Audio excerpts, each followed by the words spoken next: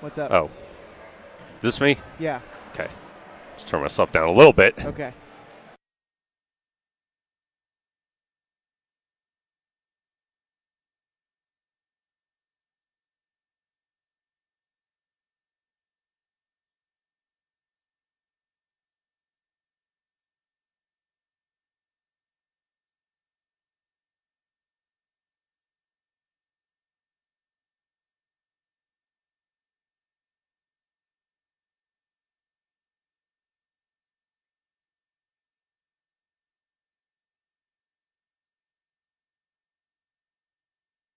And a pleasant good evening, basketball fans, and welcome to the very first Gino's All-Star Classic, coming to you here from Mazama High School live on mybasin.com. Josh Eldridge here along with you, and Matt Bowling by my side as the Gems get ready to face the Ballers in some All-Star action here in the Klamath Basin.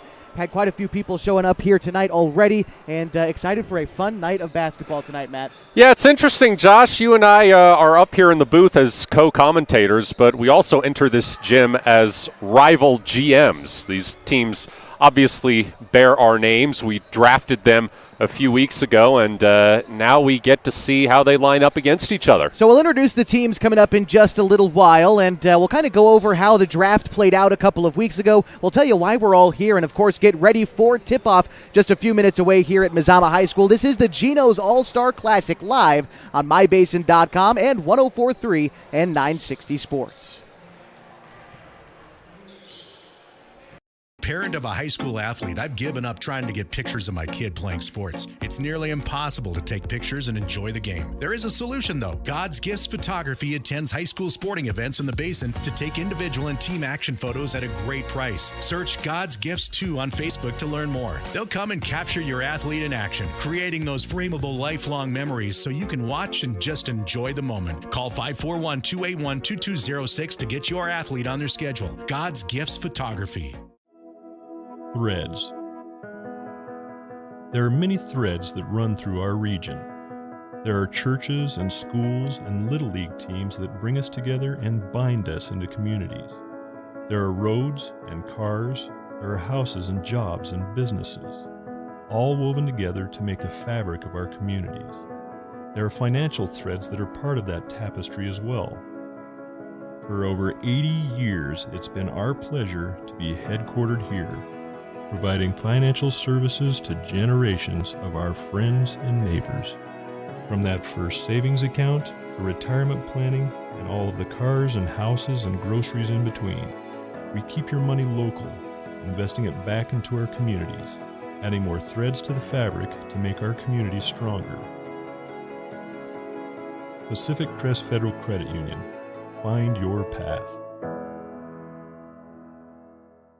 At mybasin.com, we bring you the power of local radio, the pace and reach of social media, the information of 24-hour news, and the excitement of local sports. We do this with a team of radio professionals that is second to none. Klamath Falls is a community that we love and a place that we are proud to call home. Klamath Falls deserves a media group that is as committed to you as you are to Klamath Falls. mybasin.com is your go-to place for news, sports, events, and everything going on at home in Klamath Falls.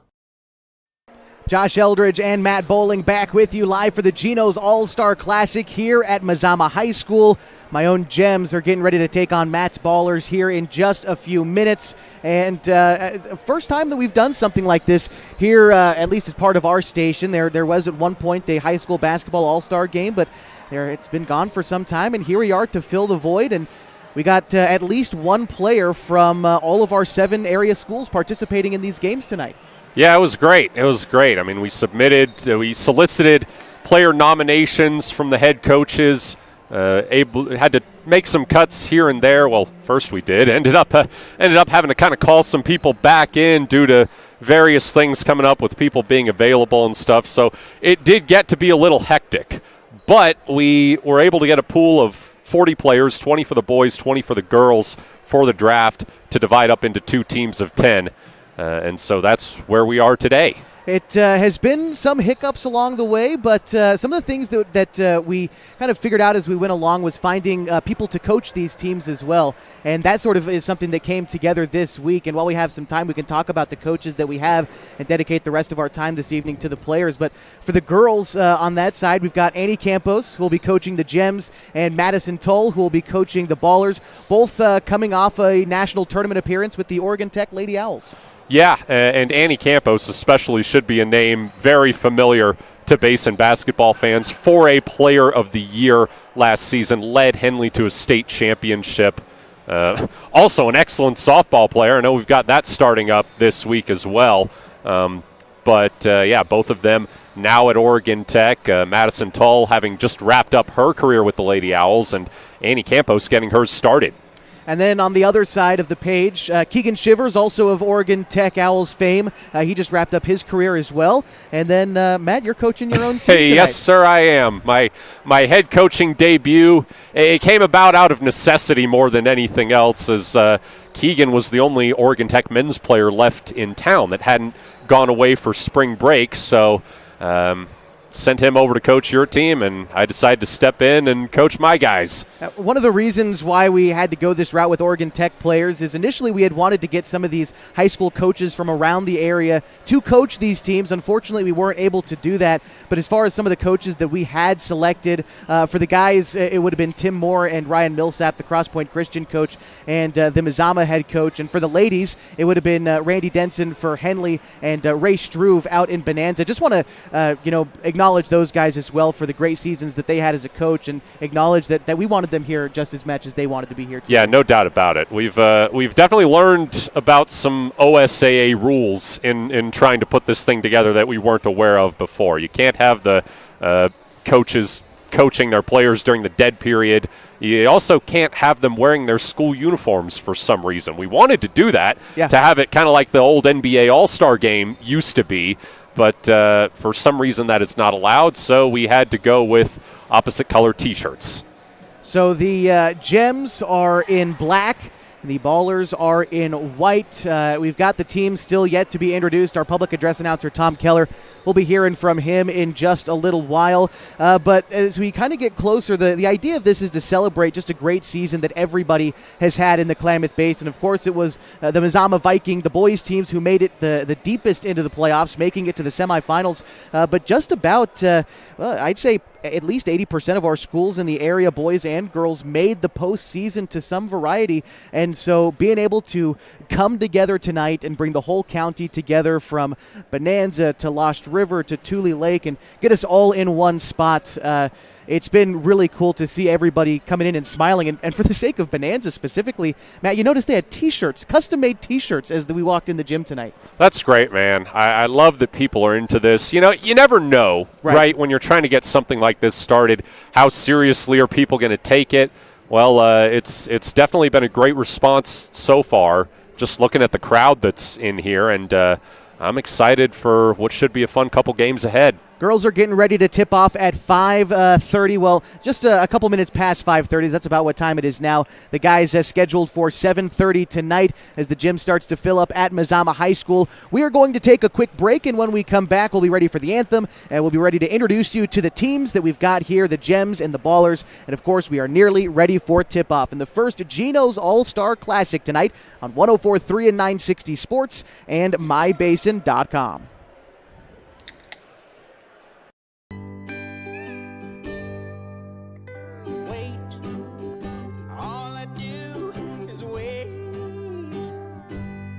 So lonely, I just sigh and moan. Seems like I've been away forever, wondering if you're coming home. I just saw your face, I know you're coming home. I swear there is no place that feels as good as home. And then I heard your voice, I know you're coming home. I know you're coming home. This is where unconditional love and immeasurable happiness reside. This is home. Coltwell Banker, where home begins. The innocence of youth. Is there anything any better? But soon they'll be in high school and facing all the same challenges you faced. How to make friends, how to fit in, how to be cool. We want our children to have everything they'll need to live fulfilling and productive lives. Make sure the kids in your family are among the more than 120,000 participants here in Oregon who take part in high school sports or activities. Introducing Smith Bates Marcom Solutions, your trusted partner in marketing and communication. We specialize in crafting compelling campaigns, eye-catching graphics, and impactful branding materials. Smith Bates is like working with dependable friends. They always help us build our professional image. Through the innovative strategies that the team at Smith Bates suggested, we've been able to give the brand at Calor the boost that it desperately needed. Unlock your potential with Smith Bates Marcom Solutions.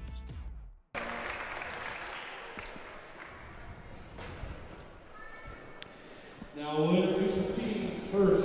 Welcome back to the Gino's All-Star Classic here on MyBasin.com and 104.3 and 960 Sports. So we get ready to introduce you to the players in tonight's All-Star Game. And we'll start at the top of Josh's Gems. Number 3, a junior standing 5'3", from Cross Point Christian, it is Hannah Langford. Number 22, a senior standing 5'6" from Klamath Union High School, is Jazzy Wilson. Number 30, a senior standing 5'11" from Henley High School, Anna Harper. Number 33, a sophomore standing 5'6" from Henley High School, Preston Shade. Number 34, a senior standing 5'10" from Lost River, Mackenzie Dalton. Number 41, a senior standing 5'1" from Lost River, Zuliana Kabayan. Number 42, a senior 5'7" from Mazama, Addie Byington. Number 45, a junior 5'7" from Chiloquin High School, is Michaela Jane. Number 50, a senior standing 5'3" from Bonanza High School, is Grace Ness. And number 51, a junior standing 5'10" from Bonanza, Maggie Ackley. And again, the Gems are coached by Annie Campos.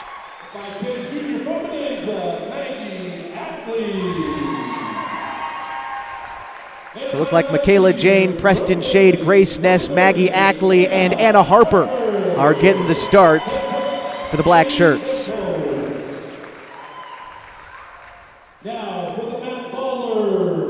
Now let's get ready to introduce you to Matt's Ballers tonight, and we'll start at the top. Number 1, Josefina Mojica Mora, a junior standing 5'4" from Tule Lake High School. Number 21, a senior standing 6'2" from Klamath Union, it's Andy Harmon.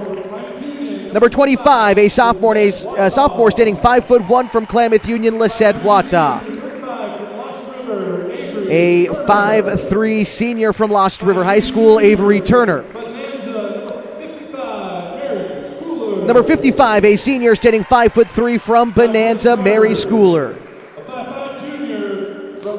And now for the starters, we'll introduce you to a 5'5" junior from Cross Point Christian, Charlotte Spalding. Another sophomore from Cross Point Christian, standing 5'9", number 4, Nora Radford. A 5'6" sophomore from Mazama, it's Leah Hernandez. Another 5'6" senior from Mazama, number 44, London O'Brien. And a 6-foot freshman, number 32 from Henley High School, Michaela Schroeder. Matt's Ballers are coached by Miss Maddie Toll. Our officials tonight, Caleb Getman, Tim Bruner, and Michelle Angel. Thank you, everybody, for joining us tonight in this benefit for the Klamath and Lake Counties Food Bank. Admission tonight, if you still are on the fence about coming up, is just $1 or a canned food item for the Klamath and Lake Counties Food Bank. And it looks like we are nearly ready for basketball tonight.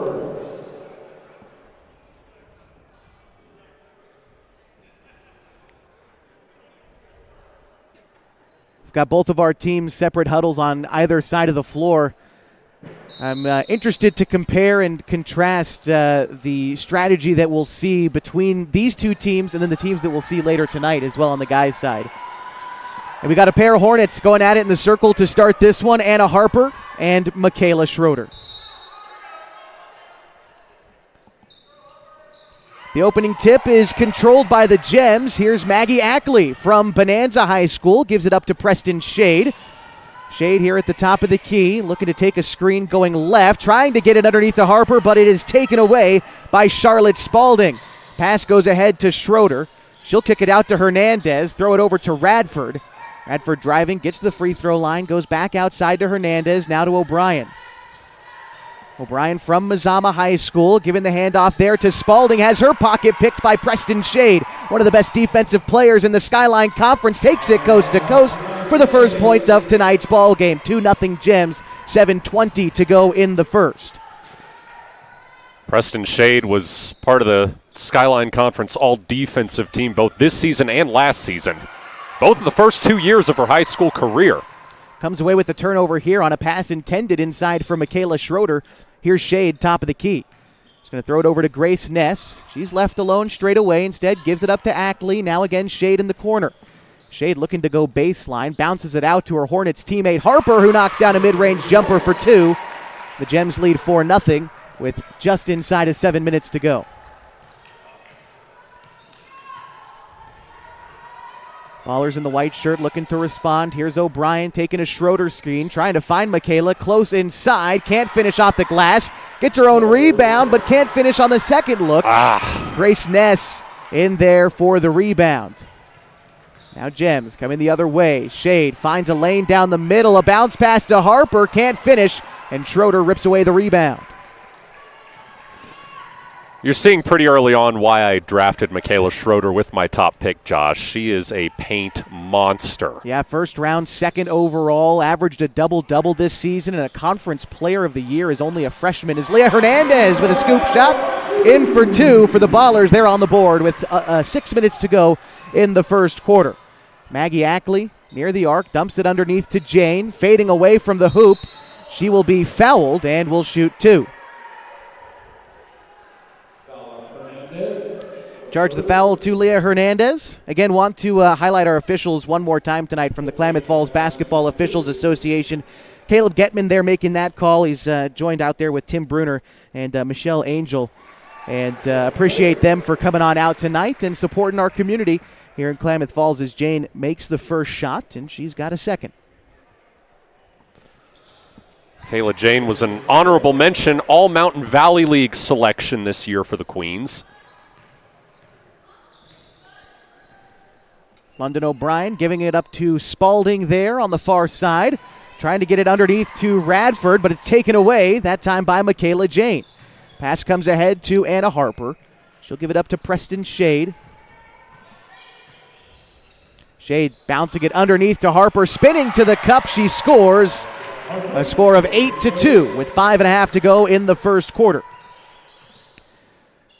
O'Brien passing it to her Mazama teammate Hernandez. She'll give it up to Spalding from Cross Point Christian School. Nearly dribbled it off her foot, but recollects. Here's Radford. Back to Spalding. Spalding fires one inside to Schroeder. Backs down Harper and gets fouled in the process. It was on the shot, so Michaela Schroeder will be shooting two. And a chance to talk about your number one overall pick again here, Matt. One of the most astounding players this year in the whole basin. Yeah, I mean, what can you say about her? She was first team all-tournament at the state tournament, was the first freshman to earn that honor since, I don't have it right in front of me, but I believe it was 2019. She led the tournament in rebounds. I mean, she's a freshman. Just incredible stuff. A couple of subs in for both teams. Try to get them for you. Looks like Lisette Wata is in along with Mary Schooler. Now we also see Jazzy Wilson out there on the floor.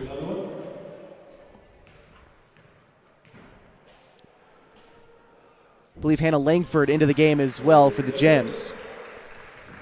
Score 8-3, 5:05 to go in the first quarter. And here's Jazzy Wilson from Klamath Union High School. Dumping it underneath to Harper. Has a great lane to the basket, but can't finish. And in for the rebound was Wata. She brings it up for the Ballers. Throwing it over to Schooler. She'll try the first triple of the ball game. Won't hit. The rebound falls to Anna Harper. Here's Wilson. Trying to find some room against Josefina Mojica Mora. And a whistle. I believe this will result in free throws for Jazzy Wilson, the senior from Klamath Union High School.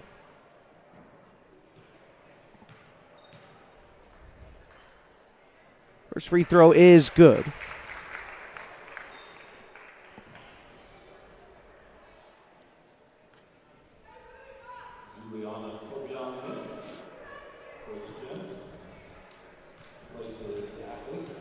Zuliana Kabayan into the game for the Gems. The second free throw off the mark there for Wilson. And coming down with the rebound was Mary Schooler.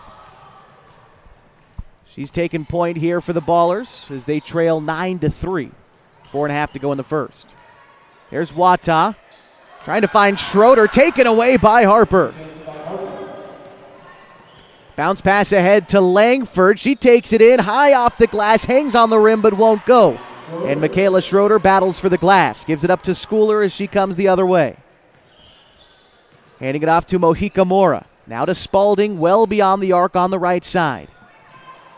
And the ball tipped out of bounds. It was last touched by Langford. And so it will stay with the Ballers. Inbound pass to Schooler. And she's guarded by Wilson. Schooler takes a screen, finds Spalding in the corner. She tries a three, too strong. Wata collects the miss. Her putback isn't there. And the rebound will go out of bounds, should stay with the Ballers. I've really been enjoying watching Schroeder and Harper go at it in the paint so far. I mean, this is a battle that I'm sure the Henley team has gotten to see every day in practice, but we haven't. That time Schroeder wins the battle underneath, takes the inbound pass, goes straight up with it for two. And the score now 9-5 with 3:30 to go in the first quarter in favor of the Gems. Here's Langford, top of the key. She gives it up. Now back outside to Harper. Harper tries a triple. It rattles out. The rebound nearly grabbed by Byington, but instead it's Mojica Mora who comes away with the glass. And Schroeder has it head of the key. Lisette Wata from Klamath Union High School dribbles with her left hand, top of the key, finds some room straight away, triggers a three, won't go. And the rebound this time falls to Wilson, tries to get it ahead to Harper, saves it from going out of bounds. Byington does the same along the far sideline. Now it's to Wilson. Wilson trying to find Harper, tipped away and nearly stolen. Still a loose ball. It's a scramble for it. Look at that. Trying to get dirty in the All-Star game. Mary Schooler comes away with it, then gets fouled, bringing it up the far side of the floor. I like the hustle. Two of my Ballers getting on the floor for that ball. Trying to get after it. Subs in for both teams. For the Gems, it's Shade, Jane, and Ness. For the Ballers, it's O'Brien, along with Radford and Hernandez.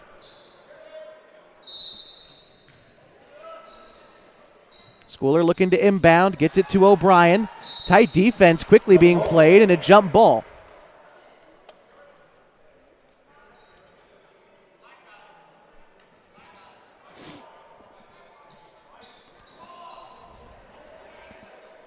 All right, should be Ballers basketball, and here we go. Schooler again to inbound. Inbound pass finds its way to Wata, guarded by Shade. Wata going to work against Shade, now on the near wing. Tries to drive inside, picks up the dribble at the free throw line and knocks down the mid-range. Down to a 2-point game, 9-7, 2:20 to go in the first quarter. Shade throws it over to Ness in the corner. She tries a three and hits. 12-7. That's a good answer. That is a good answer. 2 minutes to go in the first quarter. And here's Radford. Gives it up to Schooler. Takes a screen going left, had a bit of room, top of the key, gives it up to O'Brien, then Schooler gets it back. Now over to Radford. Radford going to work against Klamath Union's Wilson underneath, finds Leah Hernandez cutting to the bucket, but she can't score the layup. Gems come away with the rebound. It's Preston Shade driving inside, finding room, high off the glass, no, and Schooler nearly comes away with the rebound. In fact, she'll be fouled by Michaela Jane.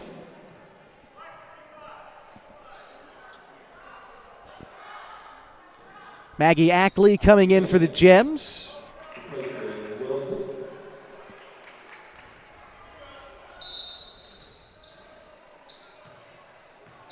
And London O'Brien to bring the ball up the floor. Again, 12-7 the score. A minute and a half to go in the first quarter of the girls' Gino's All-Star Classic. Lisette Wata has it on the far block. Spinning, an acrobatic finish for Lisette Wata. 12-9 the score. Grace Ness again from the wing, you bet. 15-9, a minute 10 to go in the first quarter. Here's London O'Brien for Matt's Ballers. Now to Wata. Gives it up to Schooler. Here's O'Brien. She'll try to respond with a three off the right side of the rim, and the rebound falls to Ackley. Here's Preston Shade. Shade, a tough bucket inside. Under a minute to go now in the first. Here's London O'Brien. Giving it up to Schooler. She'll try a straightaway three. Won't hit. The rebound goes to Grace Ness from Bonanza. Now to Shade. Shade has it top of the key. Gives it up to Ness. Bounces it to Jane underneath. And I think Hernandez got a hand on that shot, as it didn't go for the Gems. And a loose ball in the front court. The possession is going to stay with the Ballers. Our shots just aren't quite falling yet. You guys are playing pretty good defense. Hitting the three ball is nice, too. Definitely. Wata bodying her way in. Tries to finish off the glass, won't go. Hernandez with the putback. She'll have a second opportunity. That time she scores. Good paint presence for the Mazama Viking, Leah Hernandez, and that will end our first quarter. A score of 17-11 with the Gems in front after 8 minutes. We'll be back with the second quarter next on 104.3 and 960 Sports and MyBasin.com. Threads. There are many threads that run through our region. There are churches and schools and Little League teams that bring us together and bind us into communities. There are roads and cars, there are houses and jobs and businesses, all woven together to make the fabric of our communities. There are financial threads that are part of that tapestry as well. For over 80 years, it's been our pleasure to be headquartered here, providing financial services to generations of our friends and neighbors. From that first savings account, to retirement planning, and all of the cars and houses and groceries in between, we keep your money local, investing it back into our communities, adding more threads to the fabric to make our communities stronger. Pacific Crest Federal Credit Union. Find your path. Josh Eldridge and Matt Bowling back with you tonight on 104.3 and 960 Sports and MyBasin.com for the Gino's All-Star Classic. My Gems are leading Matt's Ballers right now 17-11 after the first quarter. Seen some good competition so far in the first frame. Some fun matchups we wouldn't otherwise see. We've talked about Anna Harper and Michaela Schroeder. But how about Mary Schooler and Grace Ness have done a little bit of guarding each other as well, the two guards from Bonanza. Yeah, and I think that's part of the reason we did with this whole draft thing. I think it's fun to see teammates going against each other sometimes. I would certainly agree. Here the Gems start with the ball. It's Jazzy Wilson trying to pass it to Harper. Finds Harper. Now the ball finds its way to Grace Ness. Now to Addie Byington. Tries to get the pass into Harper and does, but she has to back out beyond the arc. 16 to shoot. Here's Byington. Gets the pass underneath to Wilson. She goes baseline. Kicks it out for a shot from Langford. Doesn't go. And Schroeder with the rebound.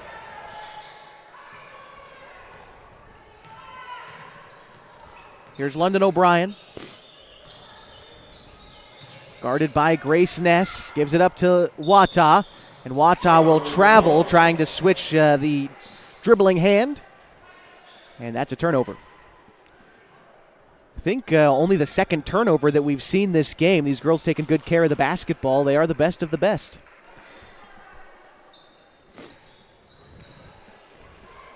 Here's Jazzy Wilson bringing it up the floor. She'll be picked up by Mojica Mora. Gives it up to Grace Ness. Pass goes over to Langford. Bounce to Wilson. She has it top of the key. Jab step right. Drives inside. Finds Harper. She'll try a step back triple that won't go. Rebound battled for underneath. The held ball. Possession will favor the Ballers.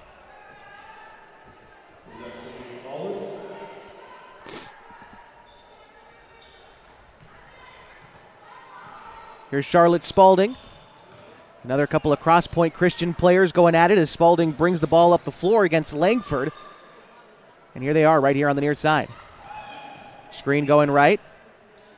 Pass to Mojica Mora. She's met there at the free throw line by Addie Byington. 2-on-1 in the fast break. The Gems have numbers, nearly turn it over. Harper gets it back. Schroeder goes for the block but fouls Anna Harper.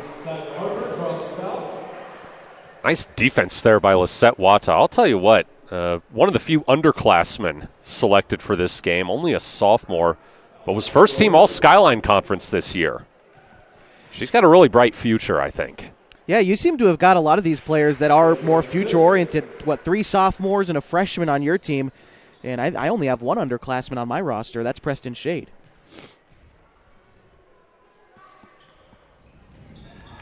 Schroeder with the rebound off the miss on the second attempt. Score 18-11, 6:20 to go in the second quarter. Here's Lisette Wata giving it up to Spalding.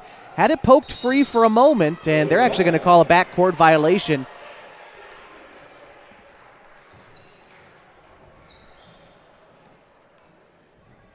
Coach Campos clearly spent time on defense, it seems like.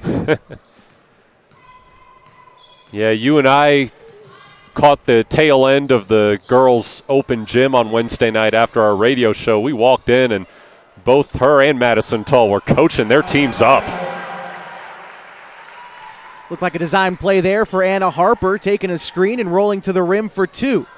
And a pass intended for Schroeder goes out of bounds. The score 20-11, and we've got some subs in for both teams. For the Gems, it's Shade, Ackley, Kobayan, and Jane in. And for the Ballers, it's Schooler, along with Radford and Hernandez. Here's Preston Shade. Giving it up to Michaela Jane. Stops from the mid-range and banks it in. Jane, the junior from Chiloquin, get in the book there. Now here's Spalding on the other side. Goes up with the shot. I think Shade bothered that shot on the way up. She did.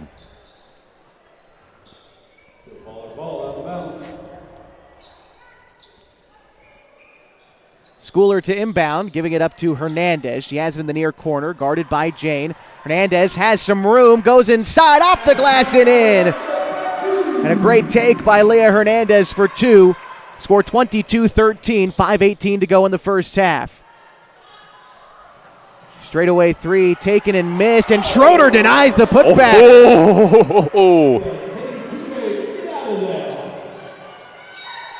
On the other side, ball goes out of bounds. Schroeder and Harper heating up down underneath. Well, Shade got her back there, throwing that ball out of bounds off her. I will say another fun thing about these games is you get to see players in positions that they're not normally in. Leah Hernandez, whenever we saw her with Mazama this season, was usually a perimeter player. Yeah. But now we've seen her go into the rack. I like it. Here's Hernandez trying a triple splash. We needed that. 22-16, timeout on the floor. 4:44 to go in the second quarter. We'll be back with the Gino's All-Star Classic next on 104.3 and 960 Sports, mybasin.com. mybasin.com, we bring you the power of local radio, The pace and reach of social media, The information of 24-hour news, and the excitement of local sports. We do this with a team of radio professionals that is second to none. Klamath Falls is a community that we love and a place that we are proud to call home. Klamath Falls deserves a media group that is as committed to you as you are to Klamath Falls. mybasin.com is your go-to place for news, Sports, events, and everything going on at home in Klamath Falls. Gino's All-Star Classic continues tonight on 104.3 and 960 Sports and mybasin.com. First of 2 All-Star matchups tonight. Right now it's Joss's Gems, the black shirts, 22-16 against Matt's Ballers in the white shirts, but Ballers searching a little bit off a three-pointer from Leah Hernandez. That's right. That might be the spark we need. Got to get a little run here going. I see Madison Tull down there, active in the huddle. This is fun. I mean, talk about teammates going against each other. These two Oregon Tech women's players on opposite sides as head coaches. Here's Maggie Ackley, has it top of the key for the Gems, gives it up to Shade. She'll try a triple. You got it. Oh, come on. Here's Mary Schooler. See if the Ballers can respond. Here's Radford. Oh, pardon me, that's Spalding. Dumping it underneath to Leah Hernandez. Spinning to the cup, can't get it. Schroeder battling inside for the putback. How many times did we see her do that this season? Yeah, you're right about that. Here's Preston Shade. Over to Maggie Ackley. She'll try a three. That's wide right. Leah Hernandez comes away with the rebound. Giving it up to Mary Schooler. Schooler over to Spalding. She's guarded by Shade. Tries to loft it underneath to Schroeder. What a pass and what a bucket. Ooh-wee. Great pass there for Charlotte Spalding. Leading to the two for Schroeder. 25-20. 3:30 to go in the second quarter. Shade giving it up there to Kobayan. Now in the hands of Ackley. Underneath to Jane. Jane outside to Harper for three. It rattles in. She's done that a few times this season, too. Unafraid to fire the three-pointer in this game. Schroeder strong to the rim. Misses the first attempt, but you won't get her twice. Schroeder on the second opportunity scores. Here's Preston Shade. Loses the dribble. Recollects, gives it up to Ackley. Now to Harper. Now to Shade. Shade driving inside. Finds a lane and one. She's had some really nice finishes around the cup tonight. She has. And that's consistent with, again, what we saw her do most of this season. I mean, she is a tough player, you know, small guard, but not afraid to get in the paint. Second team All-Skyline Conference selection this season. Honorable mention last year as a freshman. This is the free throw there. London O'Brien and Addie Byington. A couple of Vikings getting tied up underneath. And some subs in. Looks like Grace Ness out on the floor, along with Jazzy Wilson. And Lisette Wata in for the Ballers. Inbound pass goes to Byington. She puts it on the deck. Fires up a tough shot. It won't go. The rebound, uncontrollable, goes out of bounds. Possession will stay with the Gems. 30-22 the score. About 3 minutes till halftime. Inbound pass goes top of the key to Wilson. Pump fakes, drives in, loses the dribble. Ackley gets it back. Throws it to Ness. Bouncing it to Byington. Byington fading away from the rim. Can't hit the shot. And Mojica Mora, the lone Tule Lake Honker, participating in the All-Star game tonight, comes away with the rebound. Here's Lisette Wata against Wilson. Both Klamath Union players. Wata too strong on the lay-in. Hernandez on the second look won't get it. Wata gets a third chance, this time from three. Can't get it. Gets another rebound. This time the shot is blocked by Byington. A fourth opportunity. Now she's fouled. Lisette Wata will not quit on the glass, and now earning free throws. I mean, getting up from the floor to get that rebound. Impressive. Shooting a couple free throws here. The first one is no good. Her older brother, Grafton Wata, is also on my team. And I am very happy about that. Long line of really good Wata players coming through Klamath Union High School. Lisette is just the latest. Misses both free throws here, and the Gems get the rebound. Outlet pass goes to Wilson. Around two players, but she won't score. Ball goes out of bounds off the rebound, and it should stay with the Ballers.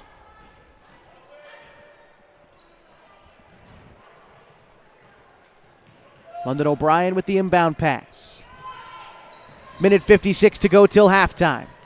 Here's O'Brien giving it up to Spalding. Lost it for a moment. A scramble for the basketball at half court.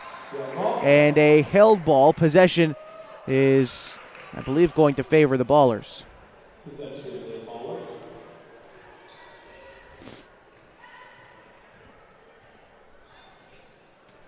Charlotte Spalding to inbound, gets it to O'Brien. Now to Wata. Wata again going to work against Wilson. Wilson denies the shot. Hernandez comes away with the loose ball, and they're going to call a foul.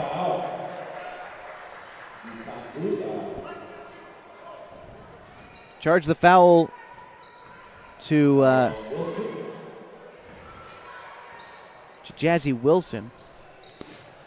Inbound pass goes to Hernandez, backs her way down and scores. He's been great inside tonight.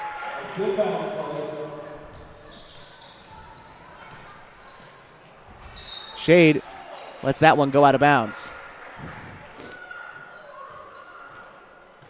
Okay, during halftime, we're going to have a shootout contest sponsored by Gino, so get ready. We'll have an extra long halftime. And we're going to have a timeout called by Coach Tull of Matt's Ballers. We'll take it with them. We'll be back with more of the Geno's All-Star Classic next on 104.3 and 960 Sports and mybasin.com.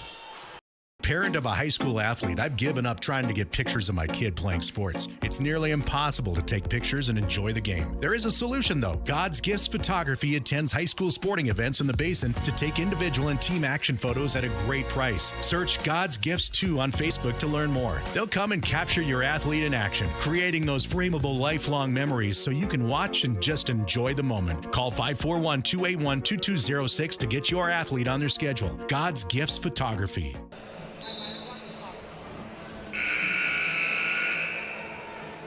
Gino's All-Star Classic continues tonight on 104.3 and 960 Sports and mybasin.com. Thank you so much for joining us for this All-Star Showcase. And right now it's the Gems, my own Gems, leading Matt's Ballers 30-24. And it should be the Ballers who start with the basketball coming out of the break. Each coach using one timeout at this point. That's how you know it matters. We're still in this. I mean, I think if we can cut it to one possession at halftime, we'll be in a good spot. A lot of time left. Here's London O'Brien. Bryan dribbles up to the perimeter. Guarded out there by Wilson, and Wilson a little overzealous on defense, will foul her. I'm okay with that foul.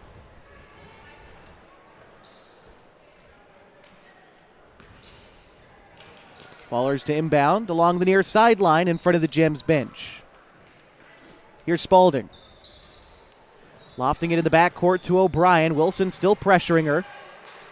Screen set high, now to the hands of Mojica Mora. Here's Lisette Wata, again guarded by Wilson. Picks up the dribble, finds Hernandez close inside. Hernandez fouled by Preston Shea. I like that. Little bit of a mismatch there down in the paint, taking advantage of it. Hernandez, a fairly consistent free throw shooter for the Vikings this year as well. Only a sophomore, but a 2-year varsity starter.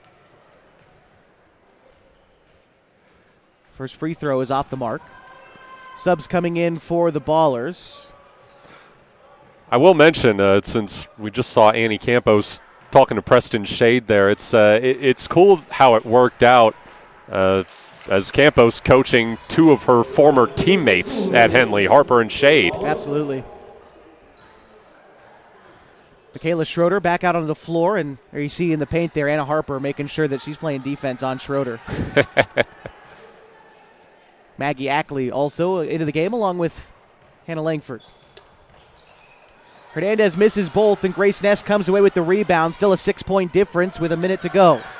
Preston Shade all the way home to score. That's a tough swing. London O'Brien trying to get the ball up the floor. She's back there with Mary Schooler, picked up by Shade at half court. Gives it up to Schooler. Schooler guarded by Langford. Gives it outside to O'Brien. She'll try to respond with a three. Nothing but lace. There we go. 2 seconds separate shot and game clock. Ackley bounces it inside to Harper, who can't score close. Rebound falls to O'Brien. Guarded by Shade up the floor. Shot clock is off. 20 seconds to go in the first half.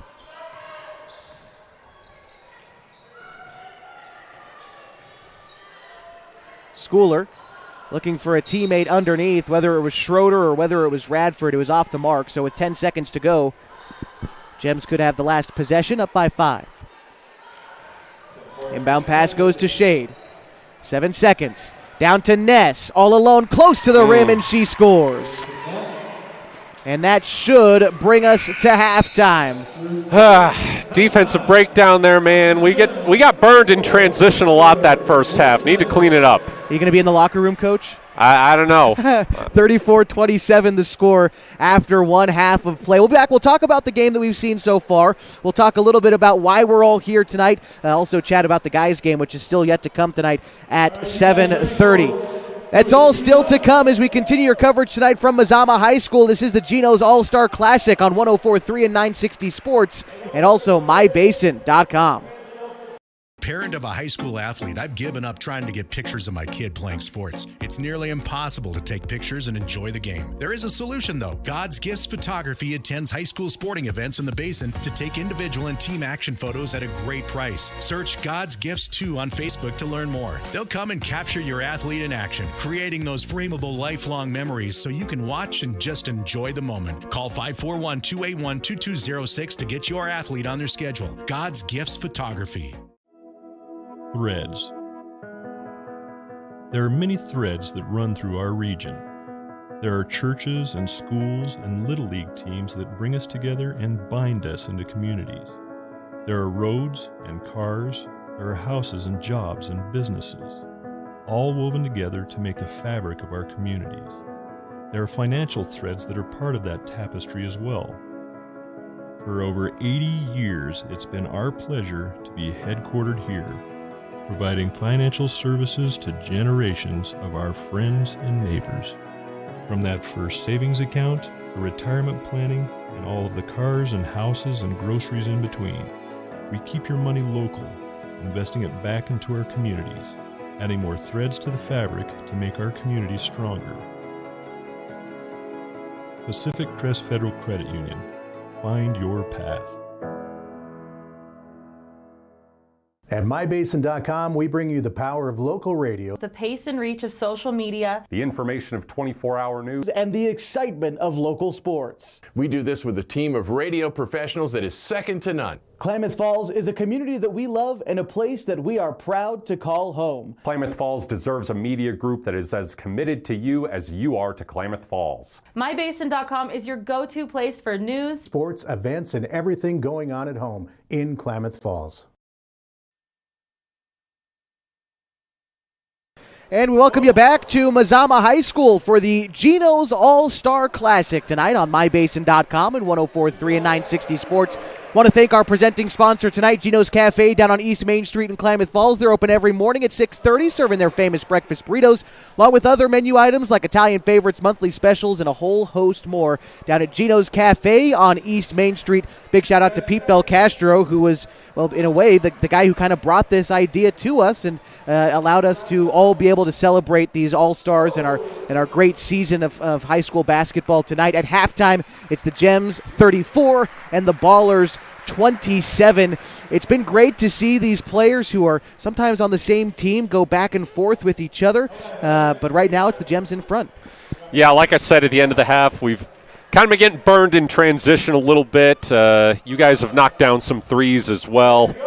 I just think, we need to clean up the transition defense, get some shots falling in the second half, and we'll be right back in it. One of the things that I really was kind of interested to see is how competitive is this game really going to be, because you compare something to like the NBA All-Star Game, which is maybe the least competitive basketball game on the planet, and you think that's kind of all All-Star games, right? You compare that to like the Pro Bowl or anything like that. But, Coach Annie Campos of my own Gems has clearly instated a defensive game plan, pressuring at half court, trying to pick through the passing lanes. I'm glad to see that there is some defense being played tonight. Yeah, I mean it's cool to see. We talked about it too. Little friendly rivalry between the Oregon Tech teammates as head coaches. Also, some teammates out there going against each other. Also, I mean, we saw. I think it was Hannah Langford and Charlotte Spalding both diving on the floor, wrestling for a loose ball earlier. Obviously, we've seen Anna Harper versus Michaela Schroeder plenty. it's been a lot of fun to watch. Yeah, no doubt about it. Let's talk about some of these players and kind of go over the draft that we had a couple of weeks ago. If you missed it, we did a live draft for all of these teams on our weekly show, Ballin' in the Basin, and just kind of went in order, and was interesting that three of the first 5 picks were Henley Hornets. Anna Harper went number 1 overall. Michaela Schroeder, number 2. Preston Shade went number 5 overall. Mix in a couple of Klamath Union Pelicans as well. But as you kind of go down your draft order, and we'll start at the top, Michaela Schroeder, probably a no-brainer there at the top. But what have you kind of seen from her tonight? I mean, more or less what I expected to see. She's been a dominant presence in the paint. Just glass cleaner, just all the things that she's been throughout the regular season and the postseason. Been a lot of fun to watch, and I definitely see her being a fixture in this game over the next few years. Yeah, there's no doubt about that. I want to highlight one of my own players, Preston Shade, who has played good defense, right? That's kind of what she's known for in the Hornets uniform, but knocking down some good shots as well. Acrobatic finishes at the rim. It's not something we see a ton of from Preston during the regular season, but she's taken the opportunity in a showcase to really play well tonight. Yeah, she's really the one that's been giving us the most problems, I think, in transition. Which, again, not something that we saw sometimes against Henley, but, Henley, not always a team that would go for those transition buckets. More content a lot of times to get it into the paint with Schroeder and Harper, which, makes sense. But, again, it is cool to be seeing different aspects of some of these players' games than the ones that we see with their school teams. I think one example of that you highlighted in the first half was Leah Hernandez. Typically more of a guard player for Mazama, but tonight we've seen her matching up with Chiloquin's Michaela Jane underneath in the paint. 1A player going up against a 4A player. That's part of the fun as well. But Michaela Jane, I thought, has had a great night so far, too. I want to highlight some of the players who we have drafted who were unable to be here tonight for other commitments. A couple of Lost River players, Mackenzie Dalton and Avery Turner. I believe I see both of them over there in their Lost River softball uniforms by the door. I want to say that's them, but they were unable to play tonight due to the commitment to softball, but want to honor them as well. They both made the cut. No doubt about it. No doubt about it. I know Andy Harmon from Klamath Union was also unable to make it out. So she was my number 2 overall pick. I was excited to see her and Michaela Schroeder kind of pair up down in the paint. Unfortunately, did not happen. So, but yeah, she had a great season as well. She definitely earned this recognition. First team all Skyline Conference all defensive team selection as well in both of the past 2 seasons. 3-sport athlete. She's had a great athletic career in Klamath Union. 2023 state champion in the high jump. Yeah, and for the player that I think I'm missing the most at this point is Mackenzie Dalton, because I drafted her specifically for opposition for Michaela Schroeder. I remember saying that in the draft, that she's a really good post player. She defends well, and even without her tonight, leading by 7. But for Mackenzie Dalton, second team All East Cascades Conference. She also plays softball. She has All-State honors at that point. And she's an All-League pitcher as well. She also does FBLA to go on top of it too. So, wishing that they could be playing tonight, but still want to honor Mackenzie and Avery and Andy Harmon as well. Yeah, quick note, you can see all of our player bios on mybasin.com. Learn a little bit about each of them, what they've done on the basketball court, as well as the other sports and extracurriculars that they're involved in. Ginos guys are running a competition down on the floor right now. Little layup, free throw, 3-point contest. I think one of the kids down there got it. I know there's gift cards on the line down for Ginos. Pretty good house tonight here at Mazama High School. Want to remind you, this is a benefit for the Klamath and Lake Counties Food Bank. Admission to tonight's game was $1 or a canned food item. We wanted to make it accessible for everybody to come out and from all parts of our community. If you're listening from out of state or out of town and you've got someone in your family playing, we've got all of these towns sort of spread out around Klamath County. When we talk about Bonanza High School, that's a high school that's probably about 25 minutes out of where we are right now. Same for Lost River, which is in Merrill, Oregon. That's probably about 15 or so minutes out of town. And Tule Lake for Josefina Mojica Mora, that's about 45 minutes out of town. But we're all one community and coming together together to celebrate these all-star players tonight. It's great to see the kind of turnout that we've got this evening. A couple minutes left to go in halftime. What we're going to do is take a break, and when we come back, we will talk a little bit about the third quarter that we expect to see, and we'll also chat about the guys' game, which is still yet to come tonight here at the Gino's All-Star Classic. Broadcasting live from Mazama High School, my name is Josh Eldridge, the GM of Josh's Gems. Matt Bowling by my side, the GM for Matt's Ballers. And we'll be back in just a few minutes as we continue tonight the Gino's All-Star Classic on mybasin.com.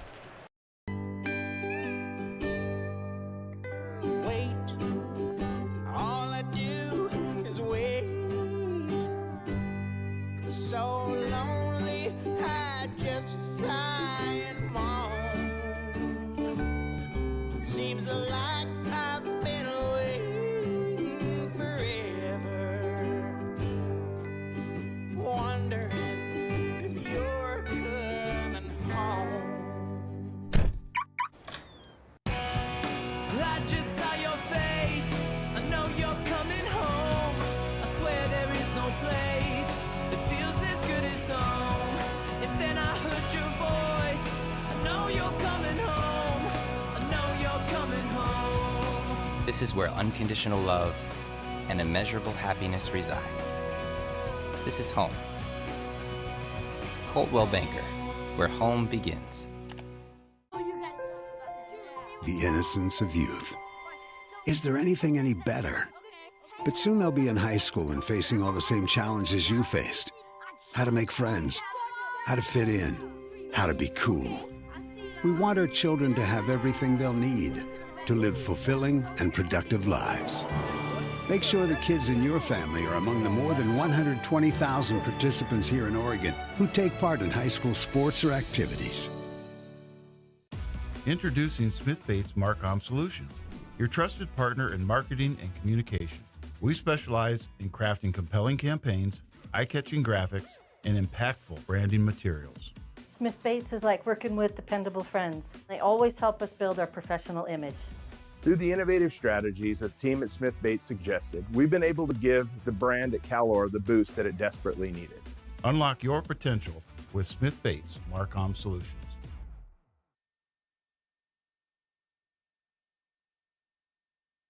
Josh Eldridge and Matt Bowling back with you tonight for the Gino's All-Star Classic on mybasin.com and 104.3 and 960 Sports. At halftime of the girls' game, the Gems lead the Ballers 34-27. We still have some time, though. I want to talk about the guys' game that we'll see a little bit later on tonight and start this conversation off with something you pointed out in the draft to me, Matt, and that is the guys from Chiloquin. 2 sophomores and a freshman from this Panthers squad that had a great season, but how about them sending 3 underclassmen to the draft this year? Yeah, and those were their top 3 players. No doubt. I mean, this, Denver Bravo, averaging 17 points, 8 rebounds, and 6 assists as a freshman. Leyland Wilder, a sophomore, 14 points and 6 steals, Dylan Black, sophomore, 12 points and 5 assists. I mean, this team just made the playoffs for the first time since 2017, and their top 3 players were underclassmen. That should be scary for the rest of the Mountain Valley League. We're going to see those young men later on tonight as well. Contrast that with the Mazama Vikings, who sent 3 seniors, very senior-heavy group this year, for a team that made the semifinals. I'm excited to see those guys go at it tonight as well. Yeah, all 5 of Mazama's starters this season were seniors. A really great group that led a turnaround that should be talked about for a long time. They won 4 games last year. Started this season 1-6 while dealing with some injuries, but man, they stayed the course. They kept going after it, went into the playoffs as the 14 seed, beat the 3 seed, beat the 11 seed, lost to the 2 seed in the semifinals. That was, even their head coach Ryan Millsap admitted, that was not a great game from them, but they came back the very next day and went toe-to-toe with the number 1 seed in the 3rd place game for about 29 of 32 minutes. Yeah, really great season for them, and we'll see those guys later tonight as well as the rest of the guys' teams. We'll introduce them as we get closer to that game. But again, as we get ready for the third quarter here, Josh's Gems lead Matt's Ballers 34-27. Both teams still getting shots back up and warming back up as we get set and ready to go. Curious what kind of adjustments are being made, if any, between these two teams. But I think just about getting those shots to fall. You know, talking with a Henley assistant up here, Kevin Petrick, also joined us on the broadcast for Henley all year long, but was saying it's nice to see that these teams are really filling the cup, both sides, because sometimes the nerves can maybe get the best of you when you're playing in front of the whole community, but it's been good basketball through the first half. Both of these ladies want to be the head coach someday. I think they're on their way.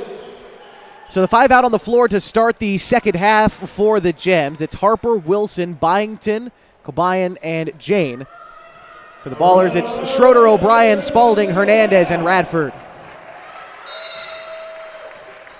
And here we go. The Gems take it, and they go from right to left. Let's see what kind of halftime adjustments both of these coaches made.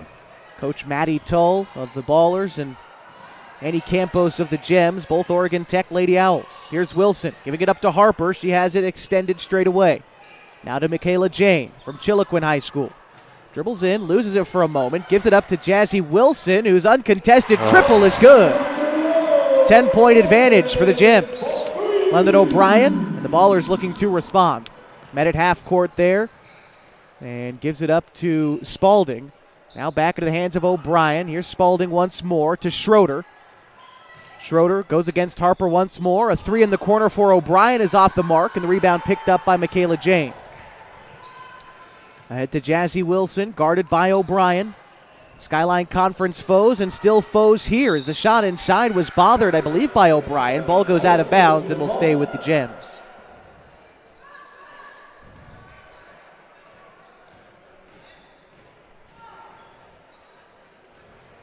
Here's Wilson to inbound, gets it to Cobayan. Her shot bothered by O'Brien. Slick feed back underneath for a score, and credit the bucket to Jazzy Wilson.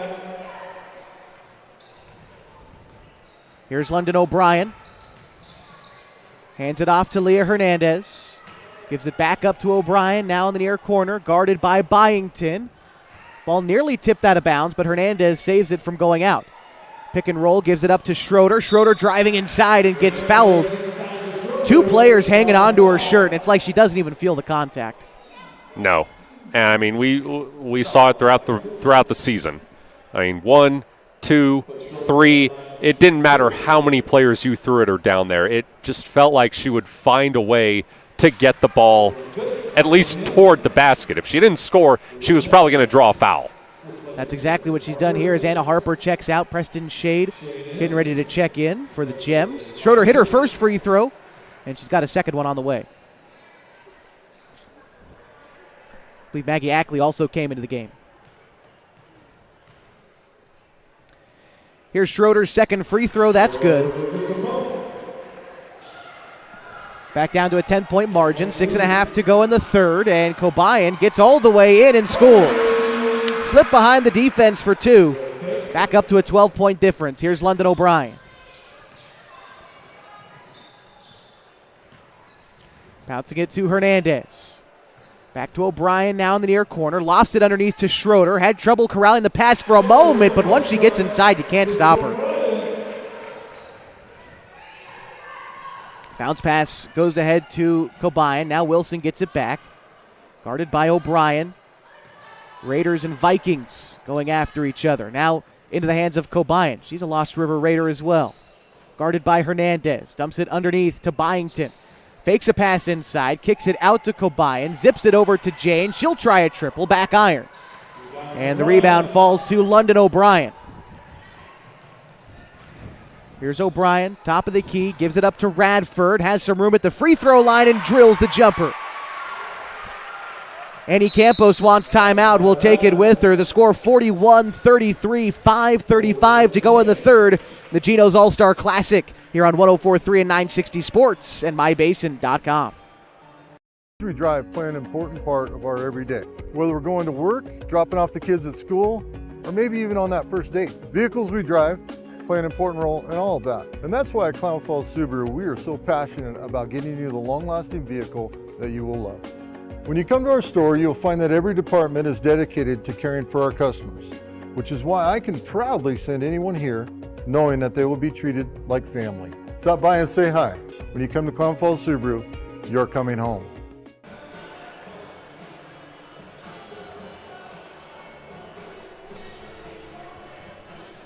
Back with you for the Gino's All-Star Classic tonight on 104.3 and 960 Sports and MyBasin.com. Want to again thank Gino's Cafe down on East Main Street here in Klamath Falls, the presenting sponsor. Open every morning at 6:30, serving their famous breakfast burritos. That's what we've been feeding the teams this week ahead of the open gyms.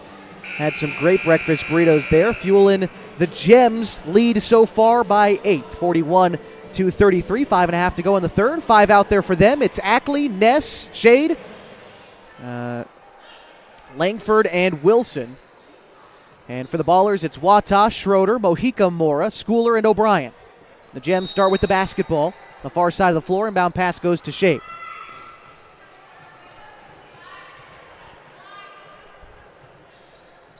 Shade, guarded by Schooler. Gives it up to Ness. Ness then picked up by Schooler. Whips it to Ackley. Now Langford. Langford trying to drive inside against Wata. Gives it up to Ackley. Whips the pass near side to Wilson. Wilson looking for Ness, cutting to the rim and fouled by her classmate, Mary Schooler. And so Grace Ness sharing some words with Mary Schooler on the way to the free throw line. Some friendly competition between the two Bonanza Antlers.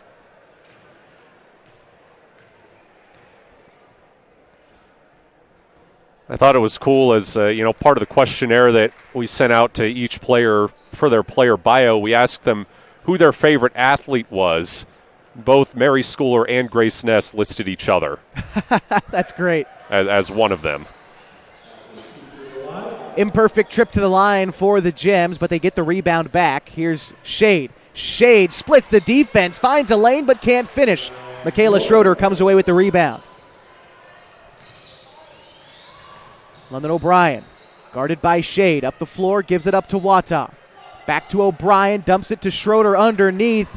Feeds Schroeder, she'll score. Through 2 defenders. That is what she does. Here's Preston Shade, giving it up to Jazzy Wilson. Driving inside, met underneath by Schroeder. Didn't get a hand on it, but Schroeder standing tall to bother the shot. Score 41-35. With 4.5 to go in the third quarter. Here's Wata. She was left unguarded for a moment. Instead gives it up to O'Brien. Lofts it underneath to Schroeder. This time Schroeder can't receive the pass. The Gems decide to throw 3 bodies at her. And Harper will check in for Wilson. It's about all you can do is just try to pack the paint against Michaela. Mary Schooler to inbound. Gets it to Mojica Mora. Backing down Ness, throws one up off the glass, and she's fouled. She'll shoot a pair. Charge the foul to Grace Ness.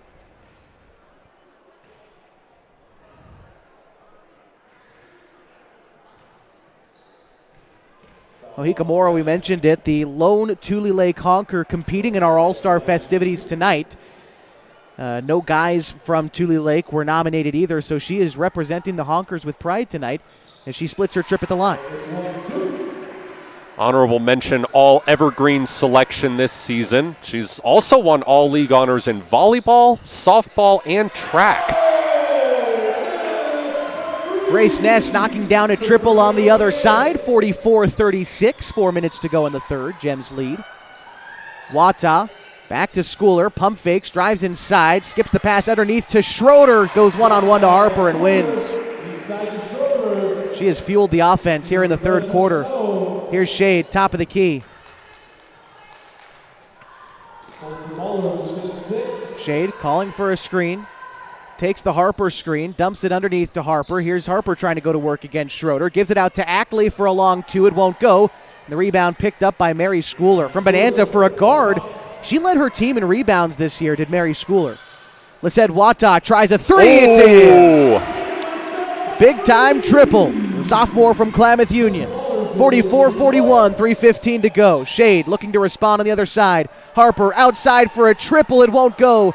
The rebound goes to London O'Brien. Mojica Mora inside, 2-on-2 in the fast break. Gives it up to Wata, driving inside. And a tie-up. Possession will favor the Gems. One possession game here after the Ballers were down by, I think, 12. As much as, 12. Yeah, we got timeout on the floor. 44-41. Gems still in front. We'll take time as well. This is the Gino's All-Star Classic, 104.3 and 960 Sports and MyBasin.com.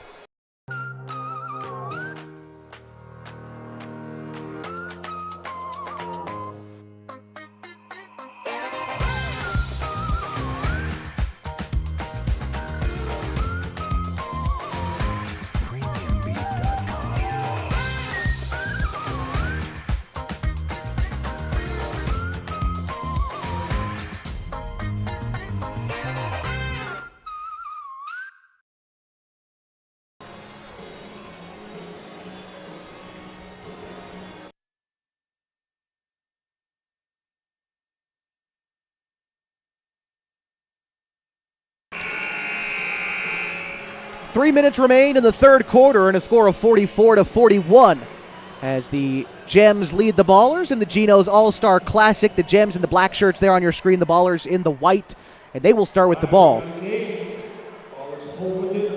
Lisette Wata hitting a big triple before we go to that break to bring the Ballers within 3. And I think Lisette and Michaela Schroeder are going to be key for the Ballers coming down the stretch in this game. Here's Mary Schooler. Again, a guard from Bonanza gives it up to Lisette Wata, trying to drive inside against Anna Harper. Harper blocks the shot, and Jane comes away with the rebound. Gives it up to Preston Shade, who brings it up for the Gems. Shade driving inside, stops at the block, tries to find Harper, almost loses it. Harper retains, driving inside, goes to the rack and scores. 5-point game, 2.5 to go in the third. Here's Schooler giving it up to Wata. Wata pulls a deep three. It won't go. Long rebound falls to Harper. She's got room in the fast break, and a Harper scores. Here's Snora Radford along the far side for the Ballers. Double team, top of the key. Gives it up to Spalding. She tries to respond with a triple. It won't go. Michaela Jane brings in the rebound, gives it up to Shade. She'll try to go all the way in, but she won't be able to score. Lisette Wata comes away with the glass. See what she's able to do here. Brings the ball up the floor. Met top of the key by Anna Harper. Pass goes inside to Hernandez against Byington. Hernandez is fouled. Again, a pair of Vikings battling in the paint. That time, Leah Hernandez earns the free throws.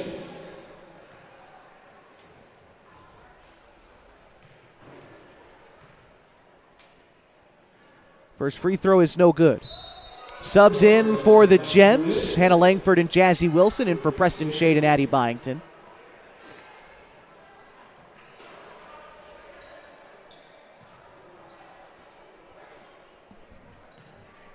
Second free throw pending for Hernandez.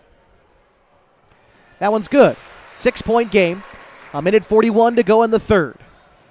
And here's Jazzy Wilson. Guarded by Radford up the floor. Wilson takes a screen left, finds Harper, diving inside. Tough bucket for Anna Harper, but it's good. Nora Radford trying to find her way up the floor, guarded by Langford. Gives it up to Spalding, and a quick pass to Wata. Spalding gets it back. Back to Wata. Wata driving inside against Harper. High off the glass, won't go. Rebound falls to Wilson. Wilson driving inside through 2 defenders and in. Back up to a 10-point advantage and a 7-0 run for the Gems. It's kind of been the story of this game, Josh. We've gotten close a few times, but you guys have had a big run on the other end. Here's Harper trying to continue the run. Driving inside against Schooler. Kicks it outside to Cobain. Dribbles into the corner. Gives it up to Harper. Whips it to Jane. Jane has a lane inside. Off the glass, won't go, and Spalding with the rebound. Trying to take it all the way in. Uses the glass. Can't get it, and the rebound falls to Harper. Langford up the far side of the floor. Driving inside against Spalding. Kicks it outside. Mid-range jumper is off the mark, and a foul will likely go against Anna Harper.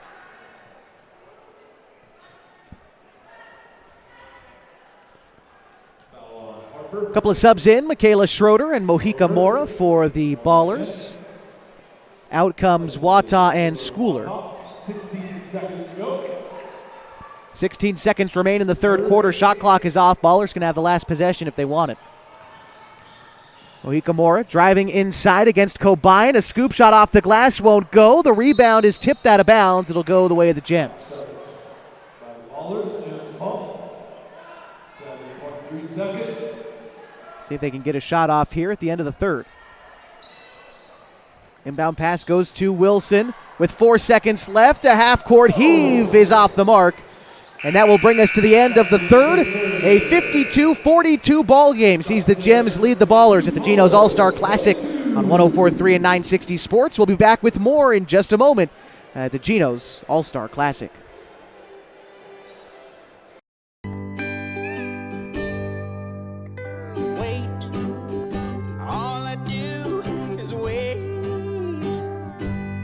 So lonely, I just sigh and moan. Seems like I've been away forever. Wondering if you're coming home. I just saw your face. I know you're coming home. I swear there is no place. And then I heard your voice. I know you're coming home. I know you're coming home. This is where unconditional love and immeasurable happiness reside. This is home. Coldwell Banker, where home begins.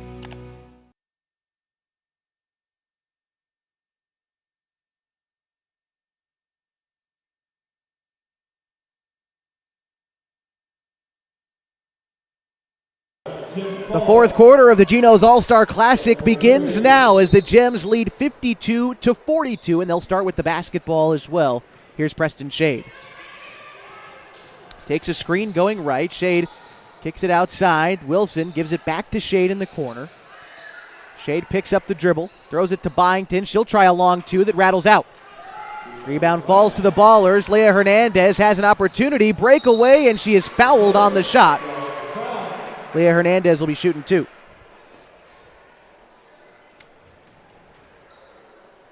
We have not been great at the free throw line tonight. I haven't kept an exact count, but definitely left some on the table. I think both teams have had a little bit of trouble from the free throw line tonight. But Hernandez now need to come through for her team. Makes the first.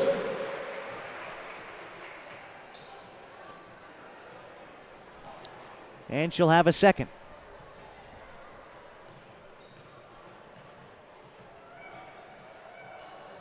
That one is in and out, then back in. So perfect trip for Hernandez, makes it 52-44. The Ballers looking for a stop. Here's Shade. Takes a screen going right, gives it up to Wilson, and they turn it over. Not a ton of turnovers this game. I believe that's the fourth all told. But here's London O'Brien giving it up to Hernandez. She's going to try a triple. That won't go. Schroeder battles for the rebound and then has it stolen by Shade. I think Shade and Schroeder trading words going up the floor. A couple of Hornets teammates. Shade picks up the dribble, top of the key, gives it up to Maggie Ackley. Now to Grace Ness. Ness finds a freeway to the rim and scores. 10-point advantage for the Gems. 7 minutes to go in the ball game.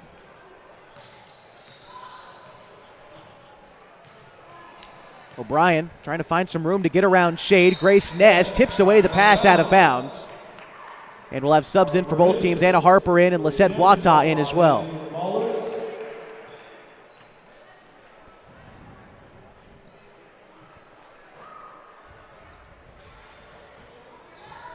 Mojica Mora to inbound, lofts it into Schroeder. It's tipped away. A loose ball off the face of, I think, Anna Harper, but it finds its way to Shade anyway. Shade takes a screen left, guarded by Schroeder, gives it up to Ackley. Straight away triple, bang. Maggie Ackley, not necessarily known for her long-range ability for the Bonanza Antlers, but nonetheless instrumental in their trip to the 2A playoffs and the East Cascades Conference Championship game. Huge run. I mean, Bonanza coming in as the 3 seed in the conference tournament. They're down 15-4 at halftime in the semifinals at their rival Lost River. They came back to win. Ackley was instrumental in that game down the stretch. Yeah. And then they win the conference title game against the number 1 seed Trinity Lutheran. Tremendous late season turnaround for the Antlers. Continuous defense being played by the Gems, still tipping the ball out of bounds. The Ballers will keep it. 19 to shoot, 6 minutes to go in the fourth. 57-44. Inbound pass goes to Wata against Ackley. She scores. Here's Preston Shade. Guarded by London O'Brien.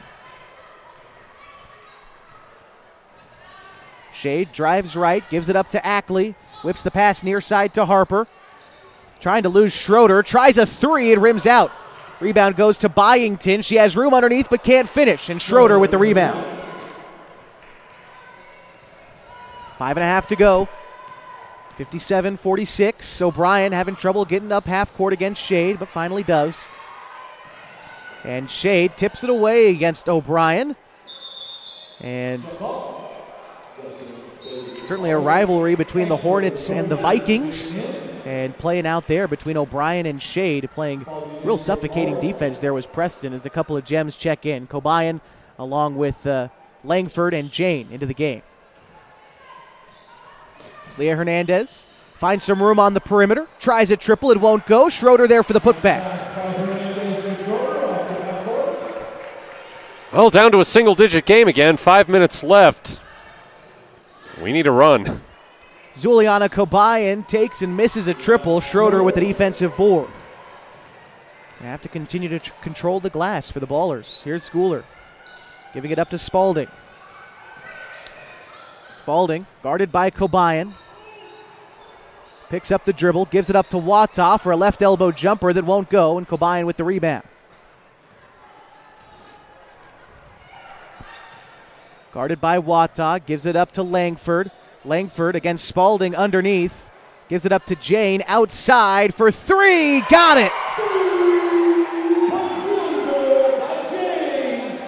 Mary Schooler now bringing it up for the Ballers.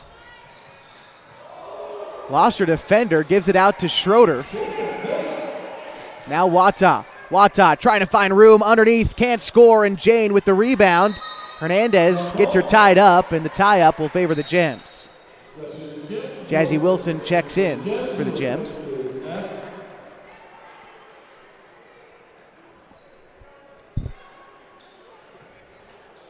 Anna Harper inbounds to Hannah Langford.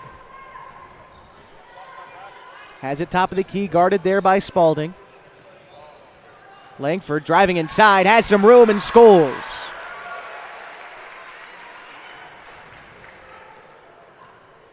Mary Schooler throws it over to Leah Hernandez. Trying to get it inside to Schroeder. It's taken away by Harper. Kicks it out to Wilson. Wilson, scoop shot, won't go. Schroeder comes away with the rebound. Schooler up the other way. Schooler has some room inside for herself. Tries to lay it off the glass. It won't go. Ball saved from going out of bounds for a moment. And I believe this will be Gems' ball as Nora Radford checks in. And the Ballers want timeout. We'll take it with 3:21 to go in the fourth. 62-48 the score in the Gino's All-Star Classic on mybasin.com.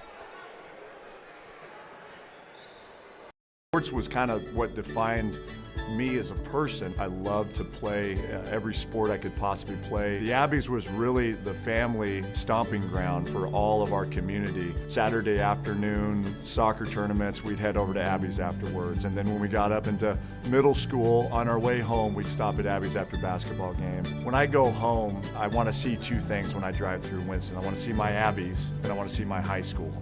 And those are the two memories that stick out the most to me.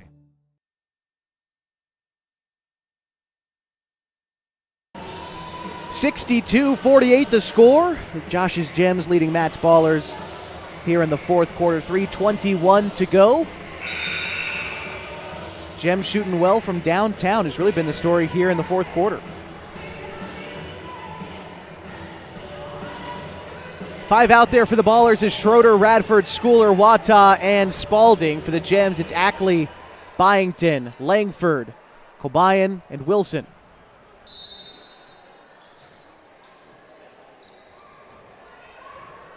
Inbound pass goes to Wilson, finds her way into the front court. Has some room on the far side of the arc, trying to get it underneath to Langford, dribbles in and gets fouled. She'll shoot a pair. Draws the foul.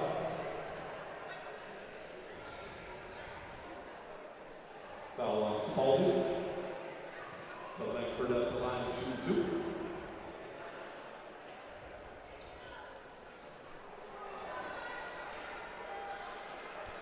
Langford, a first-team all-conference selection this year. Team captain as well.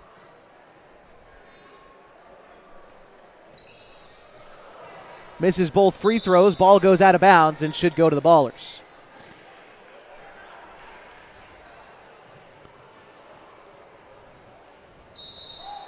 Sub in, Preston Shade.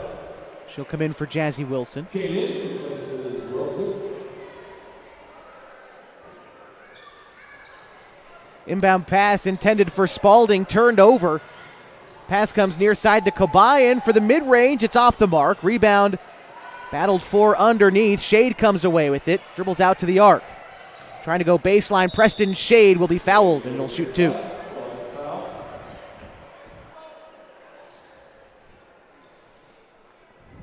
Foul on Spalding. Put Shade at the line shooting 2. Talked quite a bit about Preston Shade tonight and her basketball accolades. It's not to mention she's also an all-conference, all-state soccer player as well. One of the things you'll notice, a lot of these girls and the guys that we'll see later, multi-sport athletes. It's a running theme here in the Klamath Basin. Not a whole lot of players specializing, and I think to be great at one sport, you got to play multiple sports, and a lot of these players understand that. Not just multiple sports. Sometimes you see players play multiple sports in the same season. Yeah.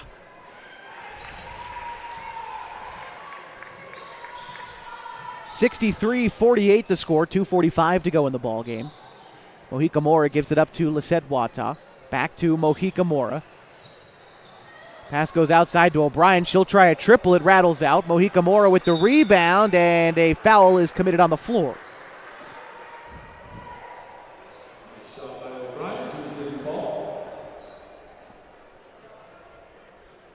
Ballers will keep possession.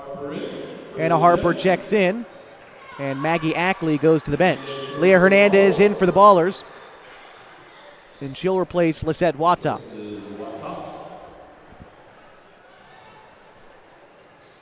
Mojica Mora to inbound, finds Spalding. Kicks it over to Schroeder. Schroeder tries a 3, it won't go. Rebound falls to Hernandez. Now to Spalding. Here's Mojica Mora. Underneath to Schroeder. Pass tipped away. Should stay with the Ballers, and it does. And Michaela Jane checking in for Addie Byington.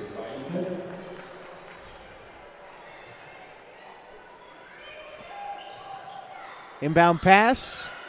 Lofted to Schroeder. Can't get the first. Almost gets her rebound. It falls out to Spalding, who fires a triple and nails it. 63-51, 2 minutes to go. Here's Preston Shade. Throws the pass to Harper, drives in. Harper hangs on the rim, won't go. Leah Hernandez comes away with the rebound. London O'Brien into the front court, goes all the way in, won't score. The rebound will fall to Preston Shade. Shade on the other side, around the defender. She's fouled on the shot.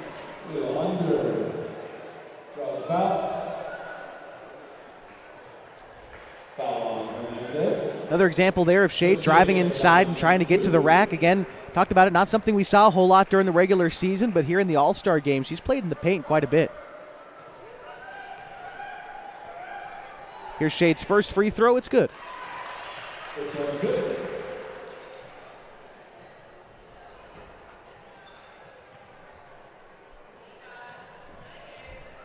Second free throw on the way for Shade. That one is no good. Harper gets the rebound, kicks it back out to Shade.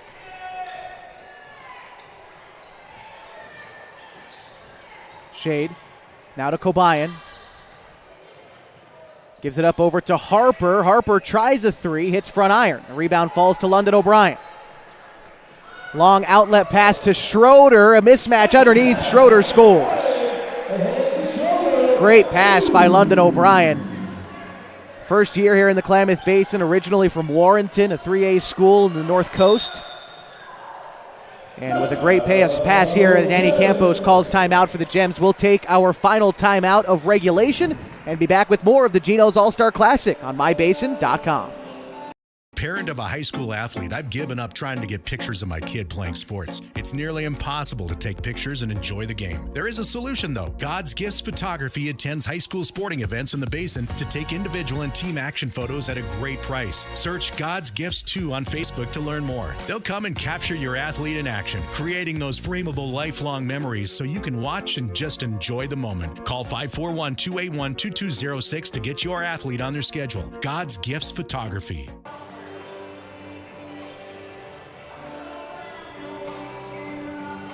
Josh Eldridge and Matt Bowling back with you tonight on 104.3 and 960 Sports and the Gino's All-Star Classic. 64-53, the Gems are leading with a minute to go in the ball game. Still another game yet to come tonight, starting in about a half hour. It is the boys edition of the Gino's All-Star Classic. Unfurled the second deck here at Mazama as well, anticipating a bigger crowd as the night continues. Here's the Gems. Pass comes to Grayson S. To Byington. Byington against O'Brien. Throws it over to Wilson. Takes a screen right, step back, now driving inside. A couple of steps inside the free throw line. Wilson throws a wild shot off the glass, but she travels on her way up. She's a little upset about that call. She had a pretty crazy shot at the bucket, but unfortunately took one too many steps in getting there. So the score will remain 64-53. 42 seconds to go. Here's Leah Hernandez. Hernandez driving inside, and a foul is called. Michaela Jane picking up the foul, and Mojica Moore, a quick inbound pass to Schroeder, who scores. 1 second separates shot and game clock. Jazzy Wilson drives in, backs out beyond the arc. Throws it to Michaela Jane, guarded by Mojica Mora. Michaela Jane driving in, kicks it out near side to Ackley, whips it over to Byington, now Ness. Over to Wilson. Gonna dribble it out. And this will go in the books as the inaugural win for Josh's Gems in the Gino's All-Star Classic. A wild layup to no avail. Schroeder, a full court heave at the buzzer, and this one is final. 64-55. We'll be back to recap this one in just a few minutes as we continue your coverage tonight from Mazama High School, the Gino's All-Star Classic on 104.3 and 960 Sports and mybasin.com.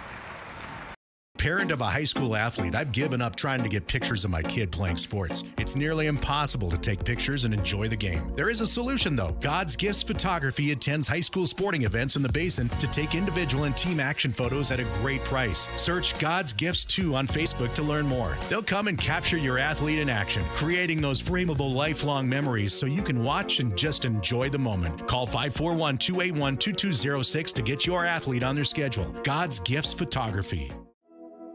Threads. There are many threads that run through our region. There are churches and schools and Little League teams that bring us together and bind us into communities. There are roads and cars, there are houses and jobs and businesses, all woven together to make the fabric of our communities. There are financial threads that are part of that tapestry as well. For over 80 years, it's been our pleasure to be headquartered here, providing financial services to generations of our friends and neighbors. From that first savings account, to retirement planning, and all of the cars and houses and groceries in between, we keep your money local, investing it back into our communities, adding more threads to the fabric to make our communities stronger. Pacific Crest Federal Credit Union. Find your path. At mybasin.com, we bring you the power of local radio, The pace and reach of social media, The information of 24-hour news, and the excitement of local sports. We do this with a team of radio professionals that is second to none. Klamath Falls is a community that we love and a place that we are proud to call home. Klamath Falls deserves a media group that is as committed to you as you are to Klamath Falls. mybasin.com is your go-to place for news, sports, events, and everything going on at home in Klamath Falls. First game of 2 tonight in the books in the Gino's All-Star Classic as the Gems have defeated the Ballers 64-55 in the inaugural Gino's All-Star Classic game tonight. It was great, and the Gems come away victorious, which in my case is also great. Yeah, I mean, you guys had the more veteran team. I think that probably played a role. Yeah, you know, you knocked down a few more shots than us, and I think you were a bit better in transition too. I think that's kind of ultimately what it came down to. So, good game, and now I have to go down there and coach and try to avoid getting swept. Well, we got a little bit of time here between the games. I want to highlight some of the players. If you had to pick a player from your team tonight to highlight as your own player of the game, who are you picking? Oh, Michaela Schroeder, without question. I mean, there's a reason I picked her with my first selection. She looked much like she did throughout the entire season, just a force in the paint. And you know, to think that this is just year 1 of 4, man, I really hope that basketball fans in the Basin appreciate what they have and what they're going to have for the next few years. I'd say for my own team, I'm kind of torn. I'd love to highlight Preston Shade for a great performance, but I think I'd have to go with Michaela Jane from Chiloquin High School. Played great defense underneath tonight, rebounded the ball well, played tenacious on the glass. Not to mention, she stretched the floor pretty well tonight, too, knocking down, by my count, 2 triples this evening. So I'm going to have to go ahead and highlight Michaela Jane.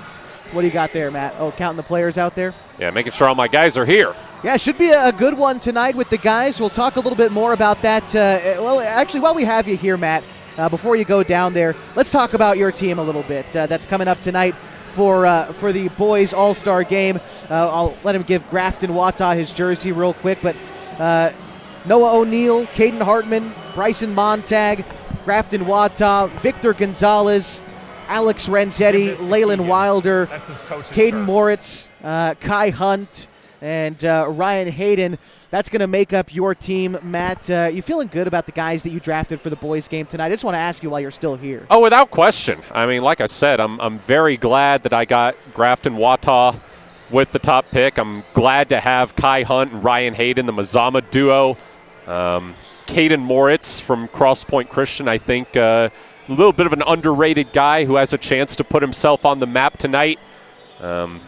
Alex Renzetti and Victor Gonzalez, too, another duo from Bonanza, very athletic. I expect those guys to be linking up for a bit, for a few times this game.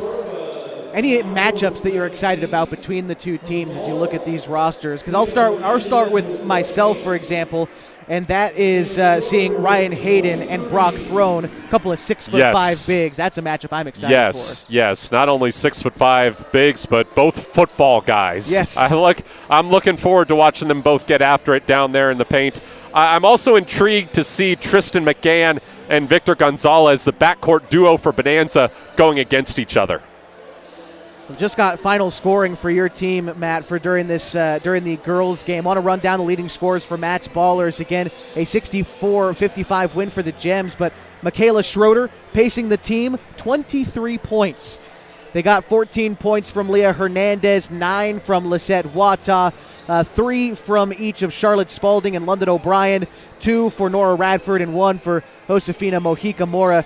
Yeah, no surprise there. Schroeder leading the team, and no surprise why she would be your game MVP there. 23 points in the All-Star game.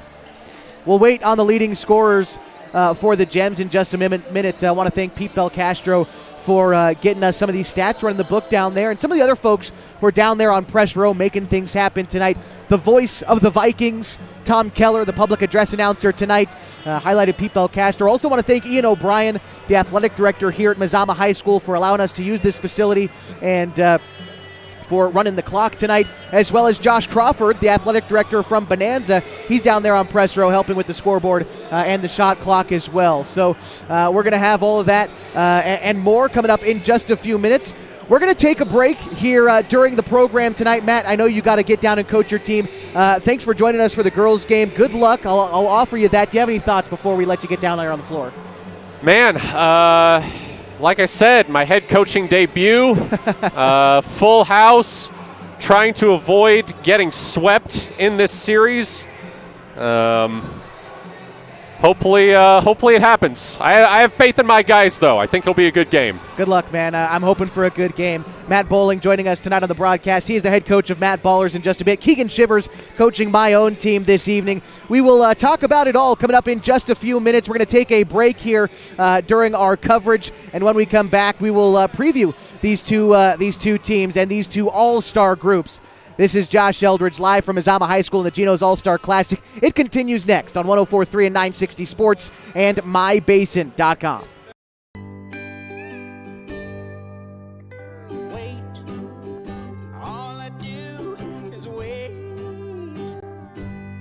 So lonely, I just sigh and moan. Seems like I've been away forever, wondering if you're coming home.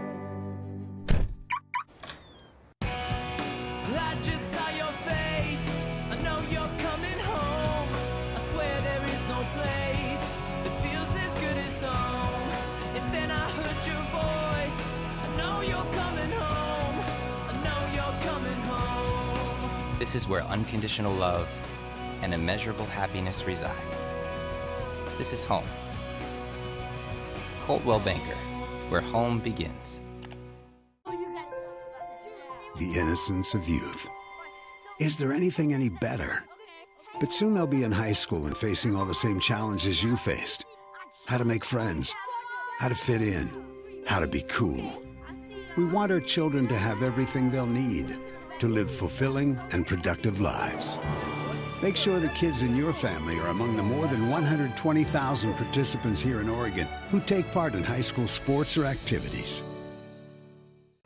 Introducing Smith Bates Marcom Solutions, your trusted partner in marketing and communication. We specialize in crafting compelling campaigns, eye-catching graphics, and impactful branding materials. Smith Bates is like working with dependable friends. They always help us build our professional image. Through the innovative strategies that the team at Smith Bates suggested, we've been able to give the brand at Calor the boost that it desperately needed. Unlock your potential with Smith Bates Marcom Solutions.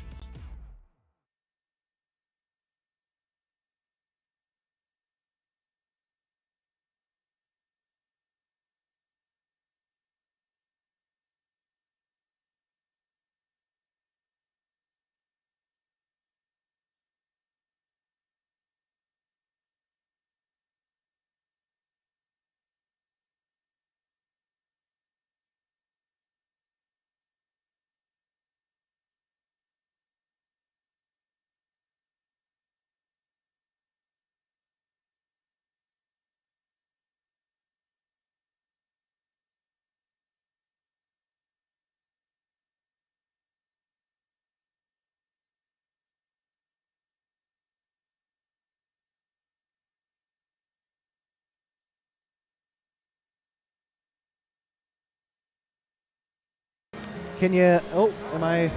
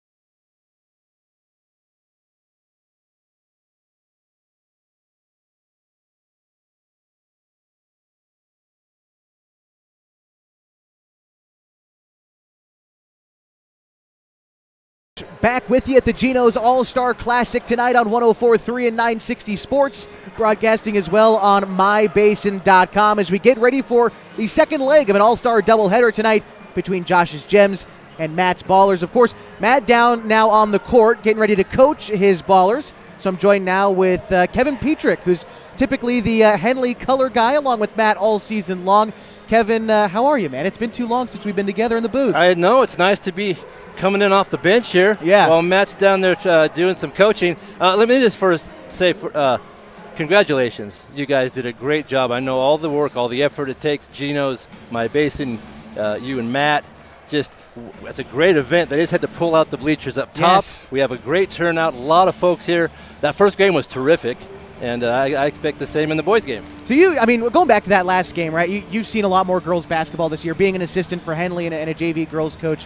What'd you like and what'd you see in that last game for all the players out there? I was surprised with how well the kids played with each other. Yeah. I mean, they had one short practice yesterday, and now they're out here. And the basin's pretty tight. A lot of the kids know each other, and all I saw was smiles, and it was really cool. Some of the kids that they normally play with were playing on opposite teams tonight, and it was really funny. They were ribbing each other a little bit, going for those rebounds. But level of play was really high, scored a lot of points. Yes. And played a little defense as well. So I was really impressed with the kids. Fun to see Annie Campos down there as well. She was helping out coaching tonight. Off the Kevin Petrick coaching tree. That's true. Boy, that's a short tree, let me tell you. But it's really been a fun event so far. So we've got the guys here coming up in just a little while. We're going to take a quick break, and when we come back, we will talk about the two teams that we've got in front of us, the Gems and the Ballers in the black and white shirts. Details on each of these teams, plus lineups and tip-off, coming up as we continue your coverage tonight. The Gino's All-Star Classic on 104.3 and 960 Sports and mybasin.com.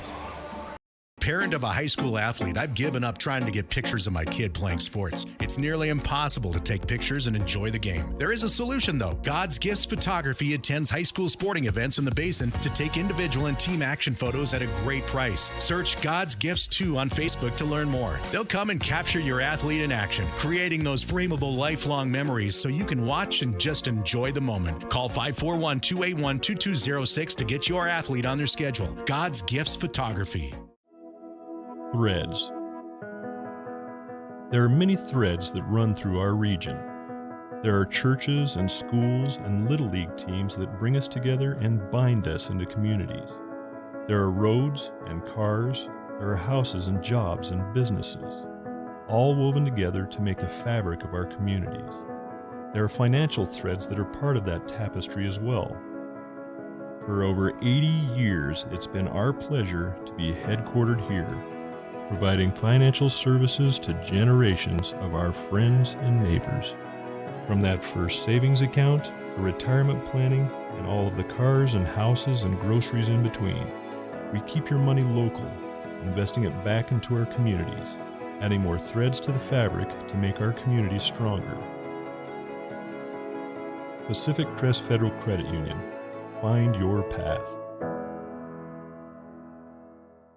At mybasin.com, we bring you the power of local radio, The pace and reach of social media, The information of 24-hour news, and the excitement of local sports. We do this with a team of radio professionals that is second to none. Klamath Falls is a community that we love and a place that we are proud to call home. Klamath Falls deserves a media group that is as committed to you as you are to Klamath Falls. mybasin.com is your go-to place for news, sports, events, and everything going on at home in Klamath Falls. Josh Eldridge and Kevin Petrick here with you tonight for the Gino's All-Star Classic on 104.3 and 960 Sports. Broadcasting live as well on mybasin.com. Want to highlight our presenting sponsor tonight, Gino's Cafe, down on East Main Street, open every morning at 6:30, serving their famous breakfast burritos along with other menu items, Italian favorites, monthly specials, and a whole lot more down at Gino's Cafe. And a big shout out to Pete Belcastro, who's helped organize this thing from Gino's, and his sister Fran for getting the Gino's staff out here and collecting food for the Klamath and Lake County's Food Bank. That was admission tonight.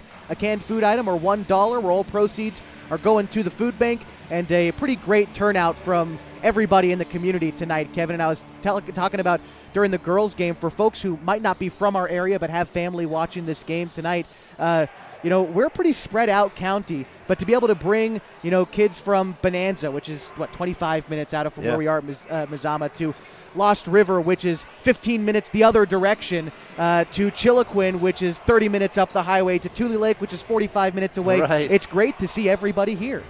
Yeah, a lot of space in Klamath County. It's a huge county, and it's just a great event where you can just bring the whole county together in an event like this, a county-wide game.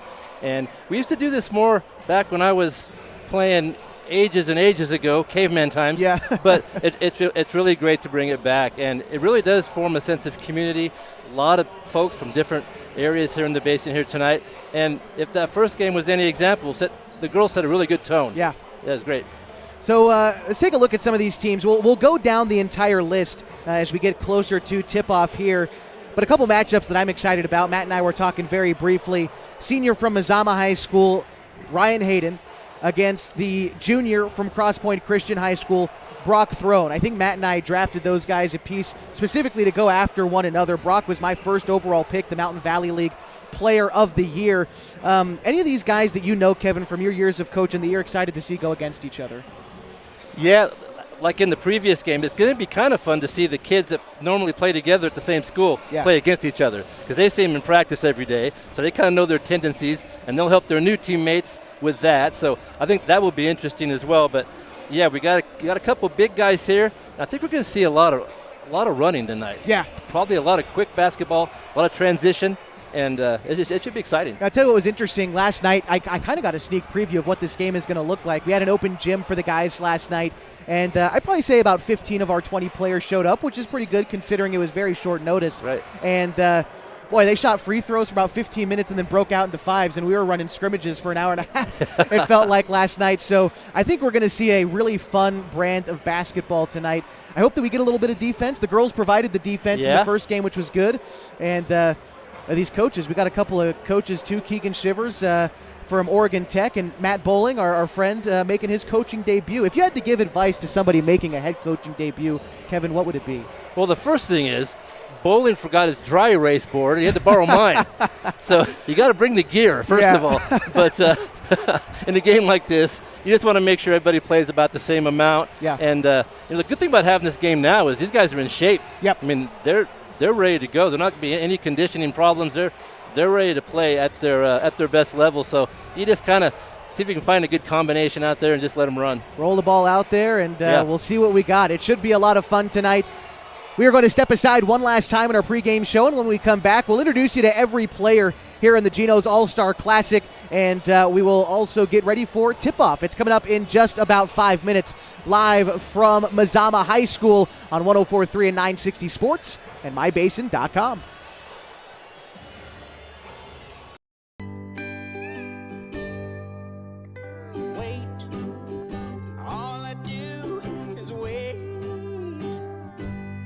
So lonely, I just sigh and moan.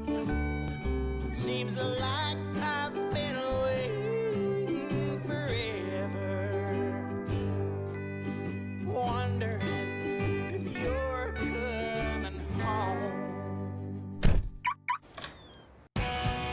I just saw your face, I know you're coming home. I swear there is no place that feels as good as home. And then I heard your voice, I know you're coming home. I know you're coming home. This is where unconditional love and immeasurable happiness reside. This is home. Coltwell Banker, where home begins. The innocence of youth. Is there anything any better? But soon they'll be in high school and facing all the same challenges you faced. How to make friends, how to fit in, how to be cool. We want our children to have everything they'll need to live fulfilling and productive lives. Make sure the kids in your family are among the more than 120,000 participants here in Oregon who take part in high school sports or activities. Introducing Smith Bates Marcom Solutions, your trusted partner in marketing and communication. We specialize in crafting compelling campaigns, eye-catching graphics, and impactful branding materials. Smith Bates is like working with dependable friends. They always help us build our professional image. Through the innovative strategies that the team at Smith Bates suggested, we've been able to give the brand at Calor the boost that it desperately needed. Unlock your potential with Smith Bates Marcom Solutions. Josh Eldridge and Kevin Petrick back with you tonight for the Gino's All-Star Classic here on MyBasin.com, live at Mazama High School for the second leg of a doubleheader tonight. Want to highlight our two coaches tonight, but before we get there, I want to talk about some of the guys who weren't able to coach tonight. Our initial hope for our coaches for these games was to honor, in our opinion, the two best or most successful coaches this season on the guys' side, which was Mr. Tim Moore from Cross Point Christian School and Ryan Millsap here at Mazama, both conference champions and making their way to the postseason. We found out, though, according to OSAA rules, that high school coaches are not allowed to coach games like this All-Star game during the dead period, according to OSAA. But still wanted to honor those two guys because we would have loved them here as much as they would have loved to have been here. But instead, we of course get Matt Bowling, the coach of his own team, Match Gems, and Keegan Shivers, a 5-year starter for Oregon Tech. You know, Keegan is, well, one, I know he wants to be a head coach. He is one of only 2 players ever to be named All-Cascade Collegiate Conference 5 times. Wow. He's a very successful player, ended his season with the Oregon Tech Owls in Arizona this last weekend in a loss to Arizona Christian. But it should be a good matchup this evening. Yeah, one thing I know about Shivers, when you watch him play, he's got energy. Oh, yes, he brings does. it, which is going to be great as a coach. I'm going to kind of keep an eye on him tonight because he does have a lot of energy. So I'm glad he's coaching my team. Yes, he's coaching your team. I think he did well there. And Matt's excited. I could tell he is. He's a little bit nervous even. I think he's ready to go down there, and he'll do a good job. He's seen a lot of basketball, and he'll be ready. Mr. Tom Keller, the voice of the Vikings, our public address announcer, is introducing the teams to you tonight, and we'll introduce the teams to you as well. Let's start with a 6'3 junior from Klamath Union High School, Landon Bogate. A 5'10 senior from Klamath Union High School, Malcolm Lassett-Hankins. A 5'10 sophomore from Chiloquin, Dylan Black. A 6-foot senior from Cross Point Christian, Cody Sparks. And a 6'5 junior, Cross Point Christian, it is Brock Throne. And now we'll introduce you to the starters for the Gems. A 5'9 sophomore from Henley High School, Micah Ibarra. A 5'8 senior from Bonanza, Tristan McGann. A 6'1 freshman from Chiloquin, Denver Bravo.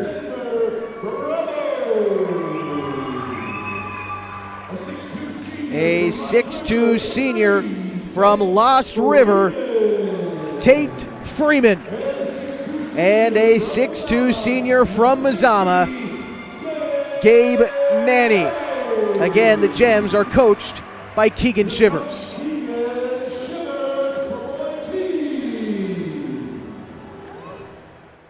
And now we'll introduce you to the lineups for Matt's Ballers. A 6-foot senior from Lost River, Mr. Noah O'Neill. A 6-foot senior from Lost River, Caden Hartman. A 6'1 senior from Henley, Bryson Montag. A 5'10 sophomore from Chiloquin, Leyland Wilder. A 6'4 sophomore from Cross Point Christian, Caden Moritz. And now the starters for Matt's Ballers. A 6-foot senior from Mazama, Kai Hunt. A 5'10 senior from Bonanza, Victor Gonzalez. A 6'6 senior from Bonanza, Mr. Alex Renzetti. A 6'5 senior from Mazama, Ryan Hayden.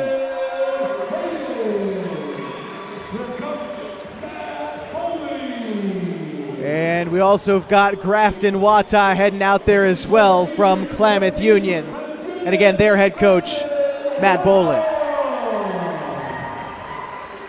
Well, the Ballers certainly have a height advantage over the Gems tonight with guys like Alex Renzetti and and Hayden out there.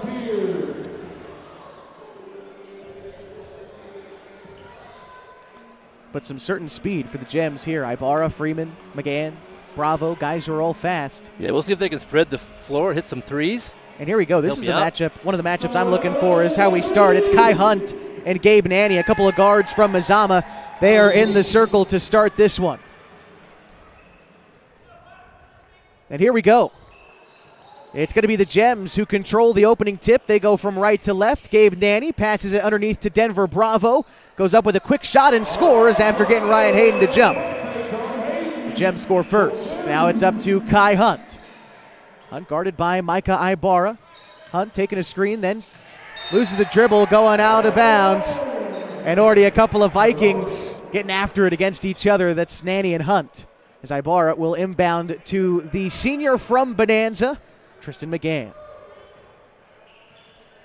McGann driving in on the left side, guarded by Gonzalez. Ball finds its way to Nanny. He fires a three. I think Wata might have got a hand on it. Outlet pass to Grafton, and he will score for two.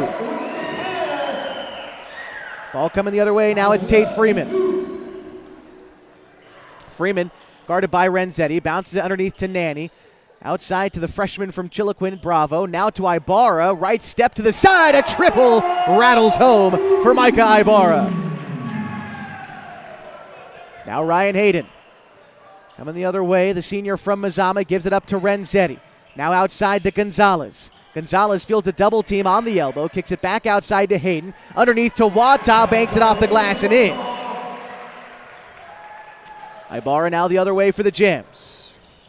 Stops top of the key. Gives it up to McGann. Throws it over to Freeman. Freeman tries a three. Won't go. And the rebound saved from going out of bounds by Ibarra. Whips it to Bravo. Gives it up to Nanny. Nanny will try a long three, rattles out, and Hayden with the rebound, loses it for a moment, but recollects. He'll give it up to Renzetti as the Ballers come the other way. Renzetti going to work inside, gives it up to Gonzalez. Another Bonanza Antler, gives it up to Ryan Hayden. Hayden tries a three, it's good. 7-5 Ballers lead with 6:09 to go. Ibarra looking to answer, won't get it. The rebound falls to Victor Gonzalez. Point guard for the Antlers leading the charge. No look pass to Hunt. Tries to find Grafton in the near corner. A miscommunication. Coach Bowling's showing some emotions down there. I like it. Me too. He's getting into this game. Here's Tristan McGann. Giving it up to Nanny. Now Freeman. Freeman head fakes a three, drives inside, kicks it to Ibarra in the corner for three. No. Rebound battled for, and one underneath by Hunt. He goes back up with it, can't get it. Renzetti comes down with the glass. Ballers going the other way. Renzetti drives inside and will travel. Want to highlight our officials tonight from the Klamath Falls Basketball Officials Association. Colton Wright making that call. Rob Cesena out there along with Mark Beard. Here's Mike Ibarra in front for the Gems. Gives it up to the freshman from Chiloquin, Denver Bravo. Guarded there by Hayden. Now to McGann. McGann tries a triple. Off the glass, no. Long rebound falls to McGann. Whips the pass to Ibarra in the corner. Kicks it outside to Bravo. He'll try a wing three. It's off the mark. Freeman with the putback, no. A second chance for Freeman is there. Tied up at 7 with 5 minutes to go in the first. Ryan Hayden giving it up to Gonzalez. Now to Renzetti against McGann. Renzetti picks up the dribble on the right side. Gives it up to Hunt. Underhand pass to Hayden. Hayden kicks it outside to Wata. Feeds Hayden. Beautiful pick and roll. You don't draw it up any better than that. Hayden scores 2, puts his team in front 9-7. Here's Micah Ibarra. He looks for a long triple to answer. It rattles out. And Ryan Hayden with the glass. And a full swap coming in for the Ballers in just a moment. And it seems it would be that way for the Gems too at the next timeout. Here's Kai Hunt. Picks up the dribble, throws it out to Ryan Hayden. Now back into the hands of Hunt. Hunt loses the dribble, turned over. Denver Bravo takes it. Ibarra and Gonzalez one-on-one in the fast break. Euro step and a score for the sophomore from Henley to tie us at 9. Here's Gonzalez for the Ballers. Gives it up to Ryan Hayden, now to Alex Renzetti. Gives it up to Gonzalez in the corner. Dumps it underneath to Renzetti at the baseline. He'll step out. Full swap for both teams. Introducing for the Ballers, Bryson Montag, Caden Moritz, Leyland Wilder, Caden Hartman, and Noah O'Neill. For the Gems, Malcolm Lassett-Hankins, Cody Sparks, Brock Throne, Dylan Black. And Micah Ibarra stays out there for the Gems. Here's Dylan Black, a sophomore from Chiloquin, blazing fast speed. He's guarded by Moritz. Gives it up to Ibarra. Another three taken and made by Micah Ibarra. Pass comes ahead to Moritz on the other side. Guarded underneath by Throne. Ball goes outside to Wilder. Right-handed floaters off the mark. And Throne cleans up the miss. Outlet pass intended for Lassett-Hankins is turned over to the hands of Hartman. Gives it up to Moritz, who can't score on the first shot, but the second one is there for him. 1 point game, 3:15 to go in the first. Here's Ibarra.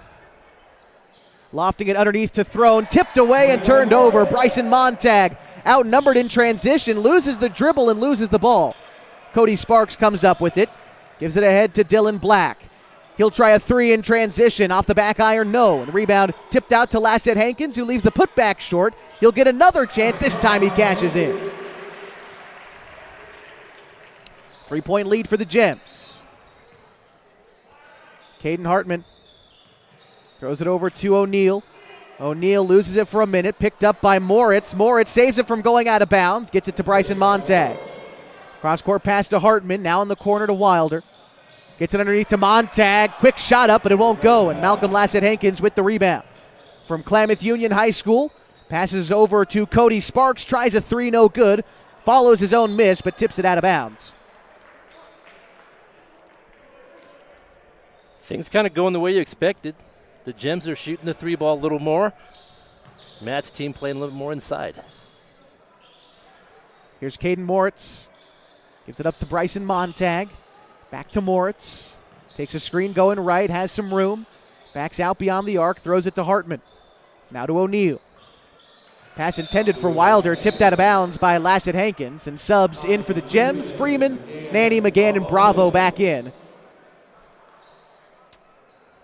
And Malcolm Lassett-Hankins will stay in the game for the Gems.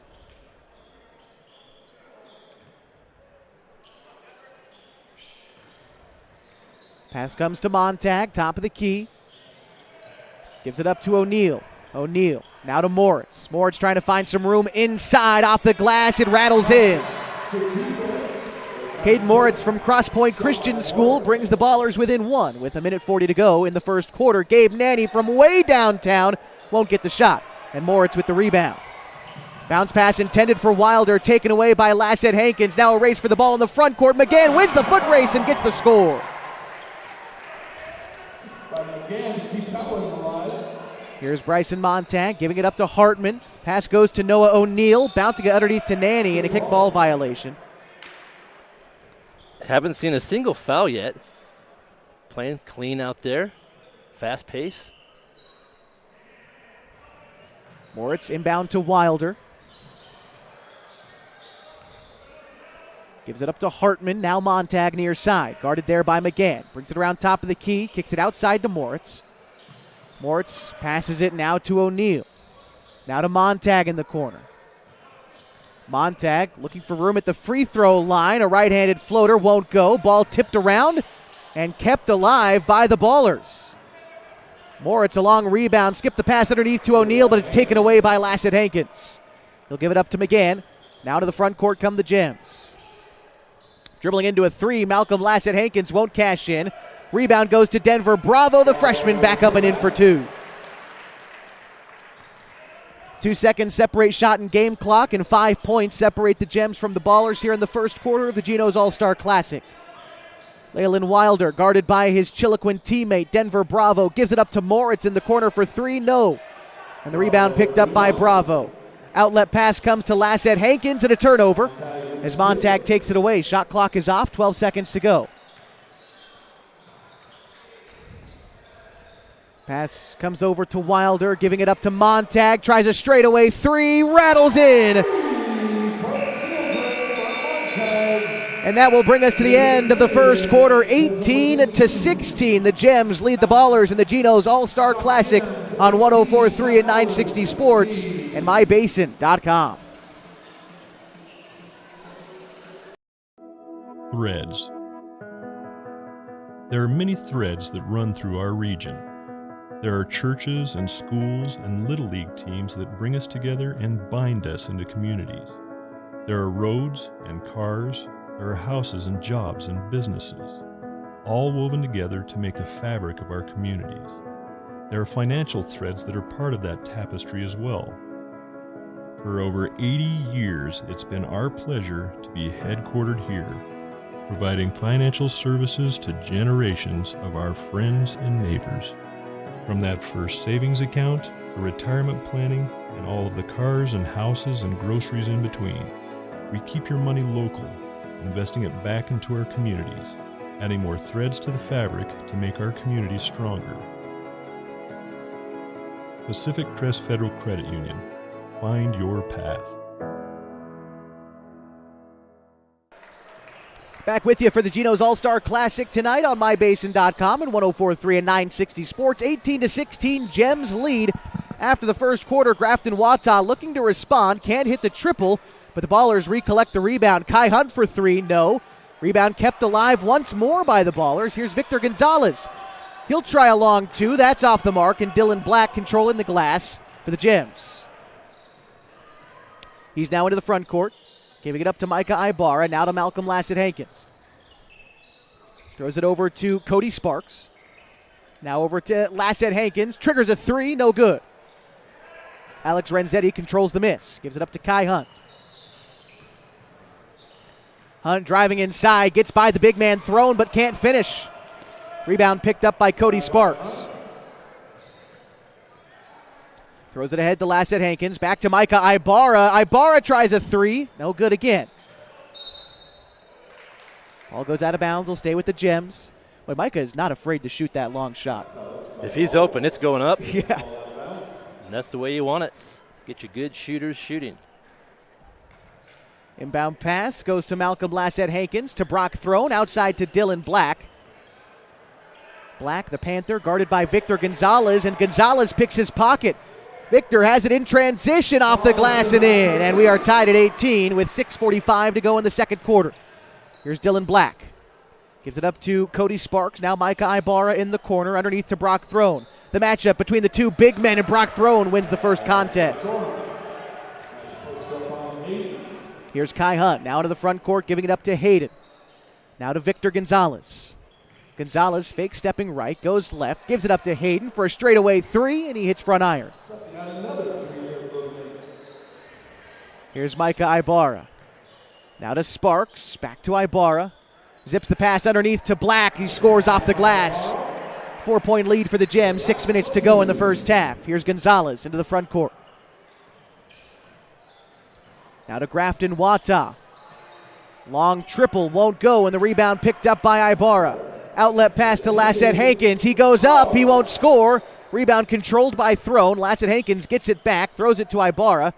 He thought about another three. This time he thinks twice. Skips the pass underneath to Brock Throne. Backing down Hayden once more. Slick move to the rim. He can't score. Lassett-Hankins with the rebound, and he'll bring it back out beyond the arc. Now over to Dylan Black. Dylan Black fires a one from near half court. This time the ball falls to Grafton Wata. Lofting it to Renzetti now near side. Renzetti against Sparks. Fading away, Renzetti leaves it short. Rebound goes to Sparks. Now Ibarra the other way. Trying to pass it in the corner to Black. Wasn't quite where he thought he was. The ball goes out of bounds, and the Ballers take it down 6.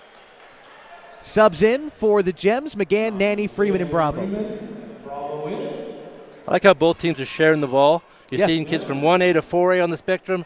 Doesn't matter. If you're moving away from the ball, you're active, you're open, you're going to get it. Brian Hayden, 6'5" from Mazama High School, fresh off a state semifinal appearance. Gives it up to Victor Gonzalez. Nearly travels, gives it up to Kai Hunt in the corner. His three is off the mark, and McGann battles for the rebound. around two of his Antler teammates in Gonzalez and Renzetti. Now here's Tate Freeman from Lost River, giving it up to Dylan Black. Has trouble getting in the paint, but recollects on the block. Now here's Denver Bravo. Back outside to Black. Corner three, got it. 25-18 the score, 4:37 to go in the second quarter. Kai Hunt trying to get around the defenders, gets fouled and one. Boy, he is such a good athlete, this man from Mazama High School, helping lead his team to a semifinal appearance as well. He is a great guard. Yeah, I was just going to mention that. What a run Mazama boys team had. Really, really impressive wins in those last 2 weeks, and what a great season for them. On the season for Kai, averaged 16 points per game, about 6 assists, 4 boards, and 2 steals on the season for Mazama. Getting his free throw, it is no good, and Freeman collects the miss. Scored 25-20 with 4.5 to go in the first half. Here's Freeman against Montag. Drives in. Freeman off the glass, no, and the rebound collected by Hartman. Lofts it ahead to Moritz. Moritz, high off the glass, he can't get it. Freeman gets the miss. Ahead to McGann. McGann rifles the pass to Bravo in the corner. He'll try a three. It's off the side of the rim, no good, and Kai Hunt comes down with the rebound. Long outlet pass to Leyland Wilder. Ball was, I thought maybe tipped out of bounds, but Wilder couldn't control the pass as Noah O'Neill checks in for Kai Hunt. It's a pretty good pass. It was a great pass. Threw that on a line from a long way. We've seen some good passes here. Here's Tristan McGann into the front court. Trying to back down Wilder. McGann lofts the pass to Black on the near side. Goes between his legs, tries to get by Moritz, and a shot off the glass is no good. Black gets his own miss. Back up with the shot. That one rolls off the rim as well. Ballers go the other way. Here's Noah O'Neill against Bravo. Underneath, the shot is nearly blocked by Tate Freeman. Instead, Tate will foul him. And so that'll send Noah O'Neill to the line. Players are starting to contest shots a little more here. Feeling a little bit more comfortable.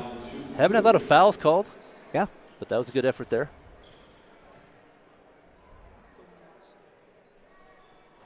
First free throw is good for O'Neill. Averaged 9 points and 4 boards a game for the Raiders this season.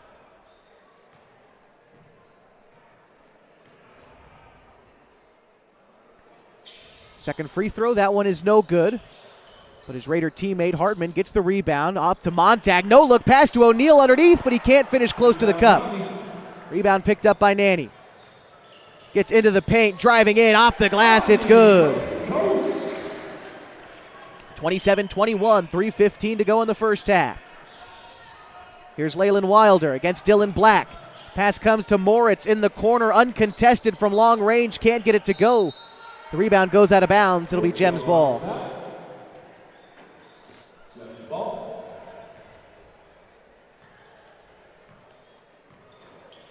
Here's Gabe Nanny up the floor for the Gems. Met at the top of the key by Caden Hartman. Gives it up to Tristan McGann. Head fakes a three. Throws it to Freeman. Goes baseline. Freeman through contact. Won't score the first time. Misses the second chance. Gets a third rebound. No look pass to McGann. Lofts it into Bravo. Bravo on the block. Off the glass and in.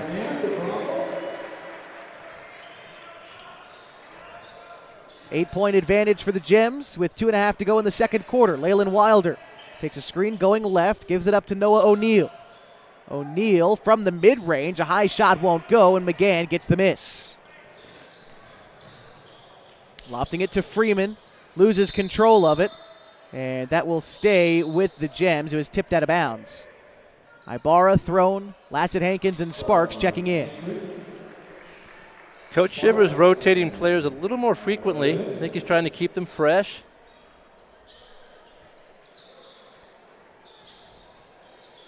Here's Ibarra straight away. Long three is nothing but lace. He might have hit that one from the Hornets' nest. Here's Wilder trying to respond. Can't hit it. Lassett Hankins ahead now for the Gems. Driving all the way in. Around Moritz. Tries for the finger roll. It won't go. Ballers the other way, led by Caden Hartman. Now Caden Moritz. Throws it over to Noah O'Neill. He thought about a three. Now to Montag. Now to Hartman. Hartman takes a screen going right, gives it up to Montag. He'll try a three. Montag is true from three-point land. Lassette Hankins ahead to Tate Freeman. He'll head fake a triple against Montag, drives inside, picks up the dribble, and gives it back up to Lassette Hankins. NBA three won't bank in. Brock Throne with the rebound, feeds Lassette Hankins, cutting to the rim, misses there, and a tie-up. Possession is going to favor the Ballers. That was a nice interior pass that time from Throne, being unselfish. They couldn't quite convert.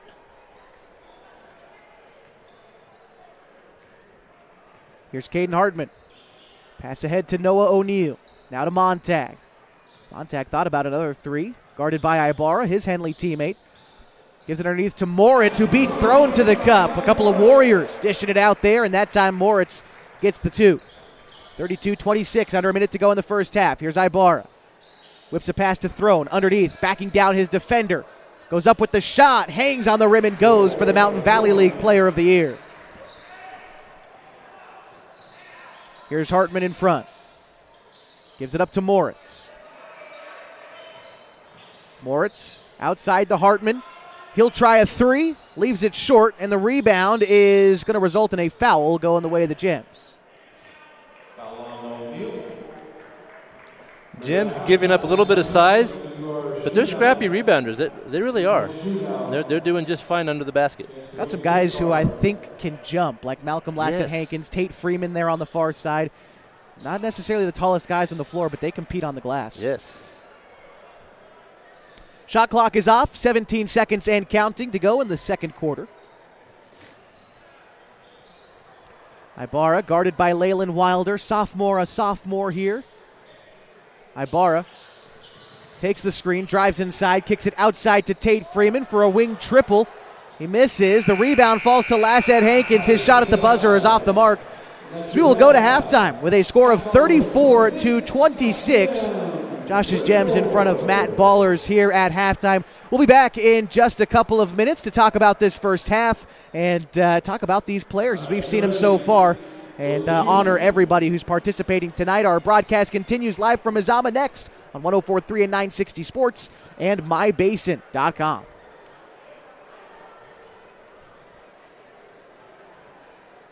Parent of a high school athlete, I've given up trying to get pictures of my kid playing sports. It's nearly impossible to take pictures and enjoy the game. There is a solution, though. God's Gifts Photography attends high school sporting events in the Basin to take individual and team action photos at a great price. Search God's Gifts 2 on Facebook to learn more. They'll come and capture your athlete in action, creating those frameable lifelong memories so you can watch and just enjoy the moment. Call 541-281-2206 to get your athlete on their schedule. God's Gifts Photography. Threads. There are many threads that run through our region. There are churches and schools and Little League teams that bring us together and bind us into communities. There are roads and cars, there are houses and jobs and businesses, all woven together to make the fabric of our communities. There are financial threads that are part of that tapestry as well. For over 80 years, it's been our pleasure to be headquartered here, providing financial services to generations of our friends and neighbors.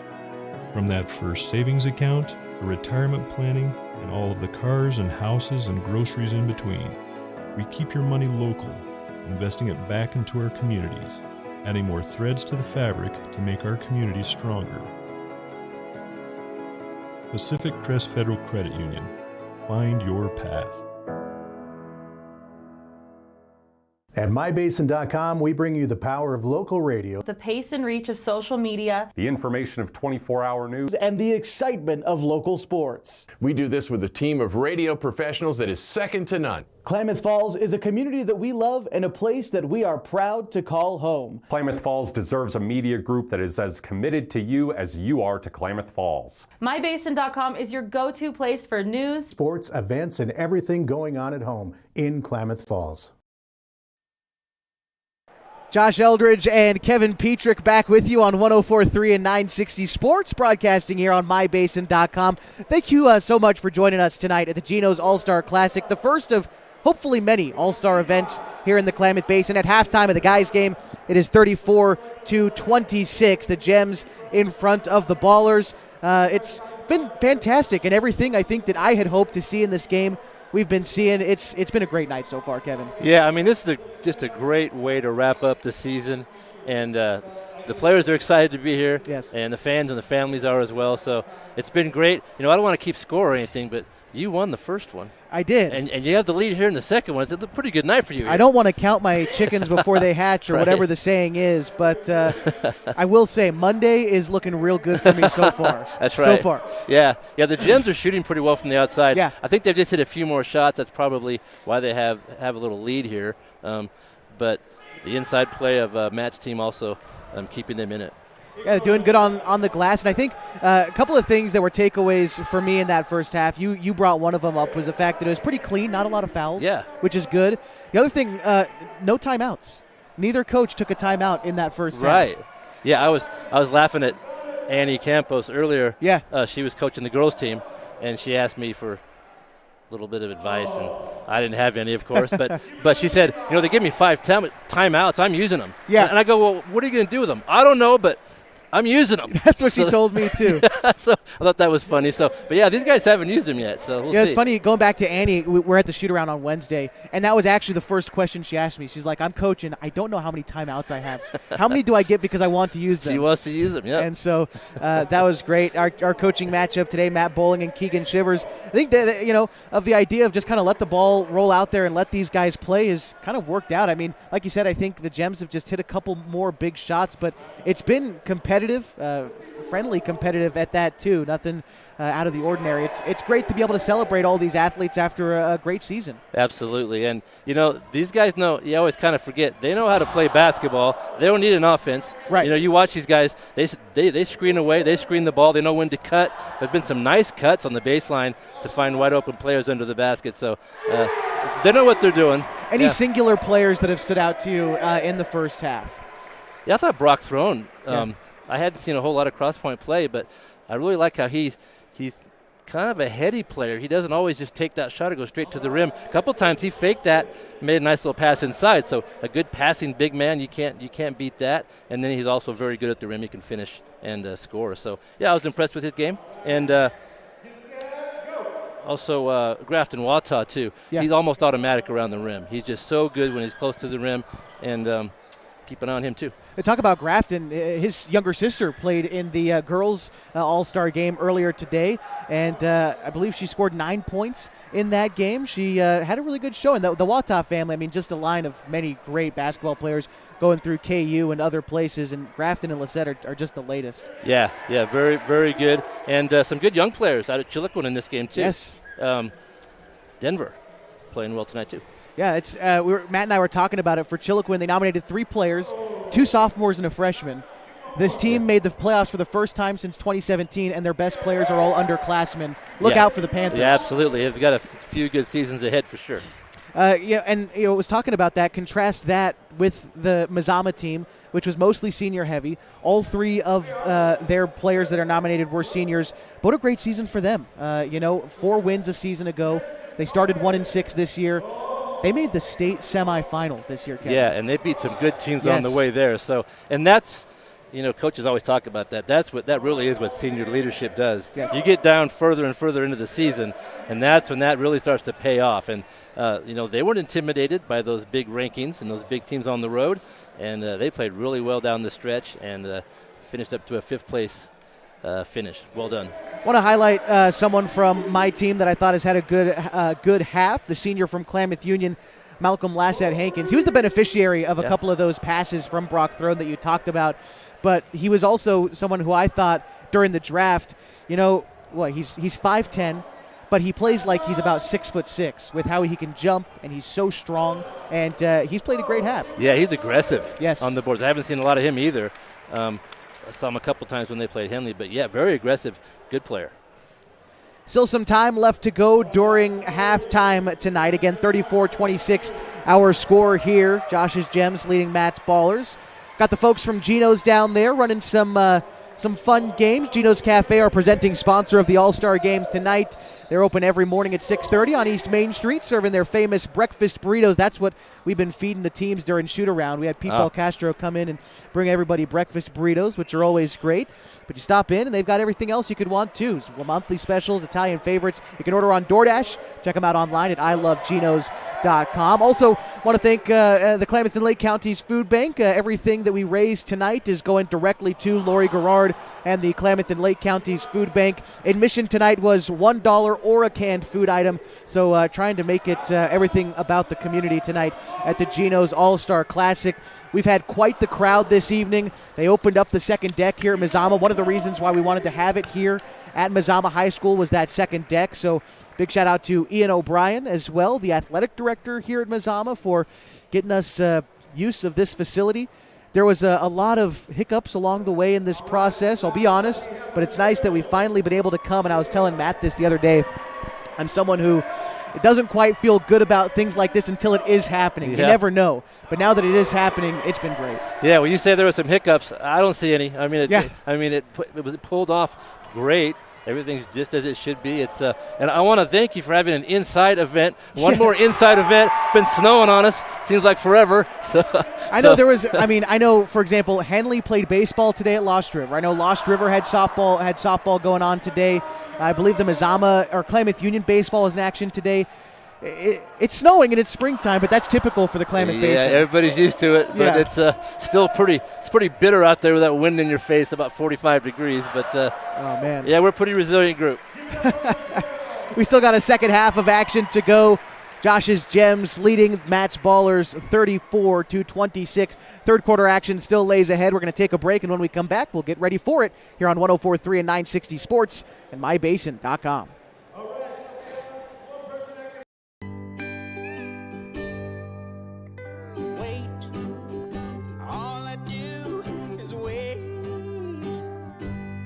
So lonely, I just sigh and moan. Seems like I've been waiting forever, wondering if you're coming home. I just saw your face, I know you're coming home. I swear there is no place that feels as good as home. And then I heard your voice, I know you're coming home. I know you're coming home. This is where unconditional love and immeasurable happiness reside. This is home. Coltwell Banker, where home begins. The innocence of youth. Is there anything any better? But soon they'll be in high school and facing all the same challenges you faced. How to make friends, how to fit in, how to be cool. We want our children to have everything they'll need to live fulfilling and productive lives. Make sure the kids in your family are among the more than 120,000 participants here in Oregon who take part in high school sports or activities. Introducing Smith Bates Marcom Solutions, your trusted partner in marketing and communication. We specialize in crafting compelling campaigns, eye-catching graphics, and impactful branding materials. Smith Bates is like working with dependable friends. They always help us build our professional image.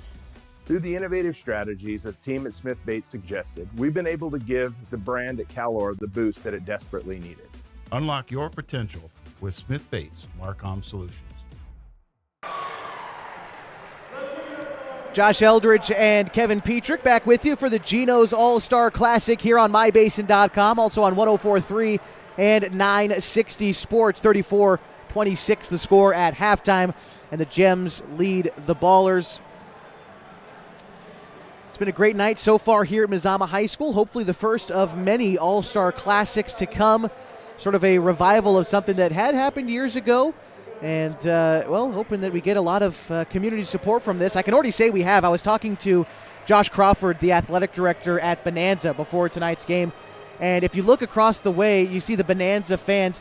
Kevin, they got custom-made T-shirts for their teams. Josh Crawford was telling the parents, look, our kids are on competing teams. They're going to be playing against each other. They said, we don't care. We'll put all their names on the back of our shirts. Oh, and they got great. custom shirts made at Bonanza. That's great. I saw that just little sea of red over there. Yeah. And that's really cool.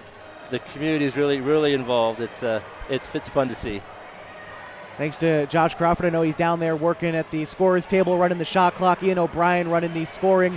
Voice of the Vikings, Tom Keller, doing public address tonight. And Pete Belcastro of Gino's is running the book this evening. And we'll try to get leading scorers for you after the game is concluded.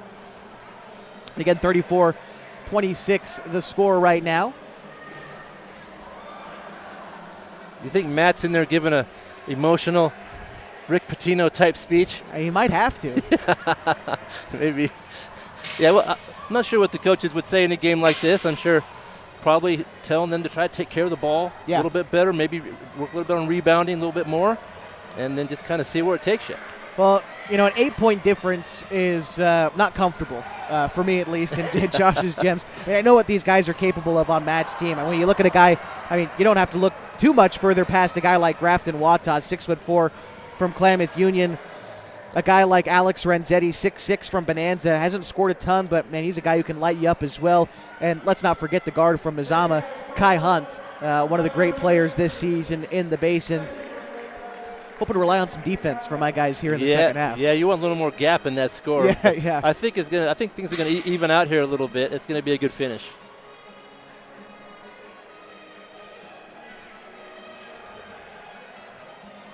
See Annalisa Carlson down there taking photos with God's Gifts Photography. She's been a sponsor of our broadcast all season long and taking photos of players all season long as well. I know she takes photos during spring sports as well. So if you want high-quality professional photos of your student athlete and you're tired of doing it yourself because it's so hard to watch the game and take good pictures, you can hit her up on Facebook at God's Gifts Photography or online at God's Gifts 2 there for Annalisa Carlson. And a lot of the photos that you'll see of this game on mybasin.com are also courtesy of Annalisa as well, so big thanks to her. She's everywhere. Yeah. She's everywhere. I saw her yesterday at Lost River in that freezing, snowy, windy. Yes. She's out there. So, yeah, she's a great resource to have. Looks like we are about ready for the second half of action.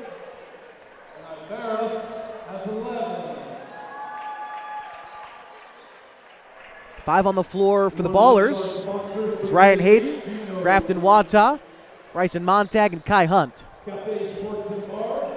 For the Gems, it is Gabe Nanny, Micah Ibarra, Denver Bravo, Tristan McGann, and Tate Freeman.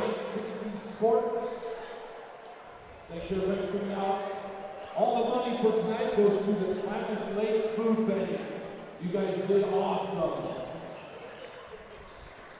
Tom Keller announcing to everybody that everything raised tonight going to the Klamath and Lake County's food bank. We'll try to see how much we raised potentially by the end of the night, as well as we're ready for third quarter basketball. A quick three taken and missed.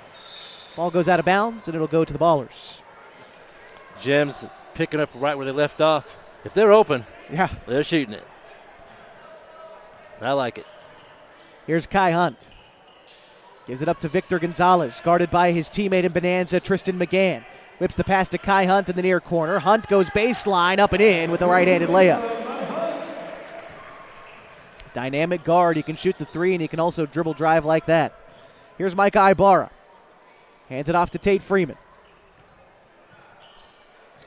Freeman, right-handed dribble, goes to work against Ryan Hayden underneath, tries to use the glass to score, can't do it. Ball goes out of bounds, last touched by the Gems. Two guys in the backcourt now going to be instrumental if the Ballers want to make a comeback. Ryan Hayden and Grafton Wata. Here's Wata driving inside. Strong take. Loses it, and it's taken away by Micah Ibarra. Ibarra from way downtown won't hit that triple. And Victor Gonzalez comes away with the rebound. Lofting it inside to Wata. Tried to go for the alley-oop, won't hit it. Gabe Nanny coming the other way for the Gems. He has his shot blocked by Ryan Hayden. Little John down there. It's fun to see. Love that. Ibarra will inbound. Lofts it top of the key to Freeman. He triggers a deep three, won't go. Gabe Nanny collects the miss. Right elbow jumper off the mark. Denver Bravo, another rebound for the Gems. Goes out of bounds. They'll keep it.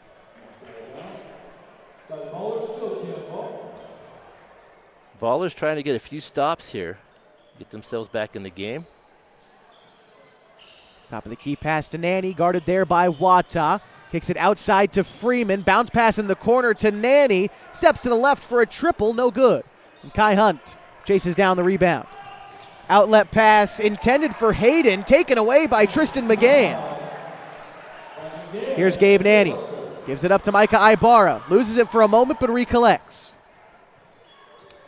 Ibarra thought about a step-back triple. Takes a screen going left. Gives it up to McGann. He'll fire a left wing three. Rattles in. Can't leave that man unguarded. 37-28 the score. 6 minutes to go in the third. Bryson Montag gives it up to Ryan Hayden. Now to Kai Hunt. Hunt thought about a step-back three, feeds Hayden close to the rim, and Hayden scores. The Mazama Viking connection scores 2 for the Ballers. Here's Micah Ibarra. Ibarra driving inside against Kai Hunt, spinning around to the free throw line. Turnaround Jay is good. Ryan Hayden brings the ball up for the Ballers, trying to go to work inside against the freshman. Turns it over. Here's Gabe Nanny against Grafton Wata in transition. Nanny scores. Now Victor Gonzalez the other way for the Ballers. Feeds Grafton close to the cup. Reverse layup won't go, and the rebound goes to Tate Freeman. Freeman goes between his legs, splits the defense, loses the ball, and it's picked up by Montag. Here's Bryson into the front court. Kicks it to Gonzalez in the corner. Tries to go baseline against McGann. McGann blocks the shot. It goes out of bounds. It'll stay with the Ballers. Subs in for the Gems. Lassett Hankins, Black, Sparks, and Throne into the game. McGann stays on the floor. Seeing some good defense from the Gems early in this third quarter. Inbound pass to Wata. Wata goes baseline. Acrobatic finish for Grafton Wata. Oh, my. Here's Dylan Black now into the front court for the Black Shirts. Gets by one defender. Has some room. Blocked from behind by Wata. The ball falls to Brock Throne, and he goes up for 2. 2 more for Brock. 4.5 to go in the third. Kai Hunt spinning around, fade away from the elbow is good. Tough buckets there for the Ballers. Here's Dylan Black. Gives it up to Malcolm Lassett Hankins.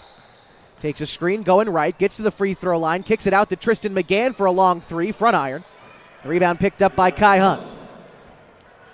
The Ballers with numbers, a slick feed to Montag, taken away by Lassett Hankins. Ahead to McGann, off the glass, tried to give the alley-oop to Lassett Hankins, it won't go. And now the Ballers again have numbers. There's Kai Hunt off the glass and in. Little flurry there. Got a little sloppy. It was fun to watch. And that's what the Ballers are going to need to do. Get some stops on defense and execute on that offensive end. They can find their way back in this game. Lots of time left. Pass goes ahead to Lassett Hankins. Reverse lay and blocked by Renzetti. Throne gets it back. Goes back up with it, but Renzetti that time comes away with the rebound. Pass comes ahead to Caden Moritz. Moritz kicks it outside to Renzetti for a straightaway triple. Won't go. Rebound falls to Hartman. Gives it back to Renzetti. Goes to work against Throne. Fadeaway jumper's no good. O'Neal with the miss. His putback is there. Good work on the glass there for the Ballers. Good second chances there. Here's McGann. Lofts it underneath to Throne. Unguarded close to the cup, but he can't finish. Rebound tipped around, and it'll be Ballers' ball. Here's Renzetti. Gives it up to O'Neal. Pump fakes a three. Gets inside. Gives it up to Renzetti. He'll try a corner triple. Won't hit. Long rebound collected by Wilder. He tries a three off the glass. No. And Cody Sparks comes away with the miss. Here's Tristan McGann. Gives it up to Cody Sparks. Now to Malcolm Lassett Hankins. Trying to find Throne. One-on-one against Renzetti on the left block. Brock Throne goes up with it. Can't finish. And Moritz cleans up the miss. Moritz bounce pass ahead to O'Neal, a slick feed, but they won't score. And Cody Sparks gets the rebound, throws it to Lassett Hankins. Pass comes to the corner to McGann, lofts it top of the key to Brock Throne, a three for the big man, won't go. And Renzetti gets the glass, now ahead to Hartman. Renzetti guarded by Throne, driving inside, stops at the elbow, kicks it outside to Moritz. Moritz driving inside, scoop shot, rolls off the rim, but he's fouled. He'll shoot a couple free throws. First foul for either team comes with 2 minutes to go in the third. Good work the last few possessions. Ballers taking the ball to the rim, aggressive driving the basketball. It's paid off for them. They could cut the lead to 3 here. Quick look at Caden Moritz, sophomore from Cross Point Christian, averaged just under 17 points per game for his squad this year and just under 9 rebounds as well. Freeman, Nanny, Bravo, in for the Gems.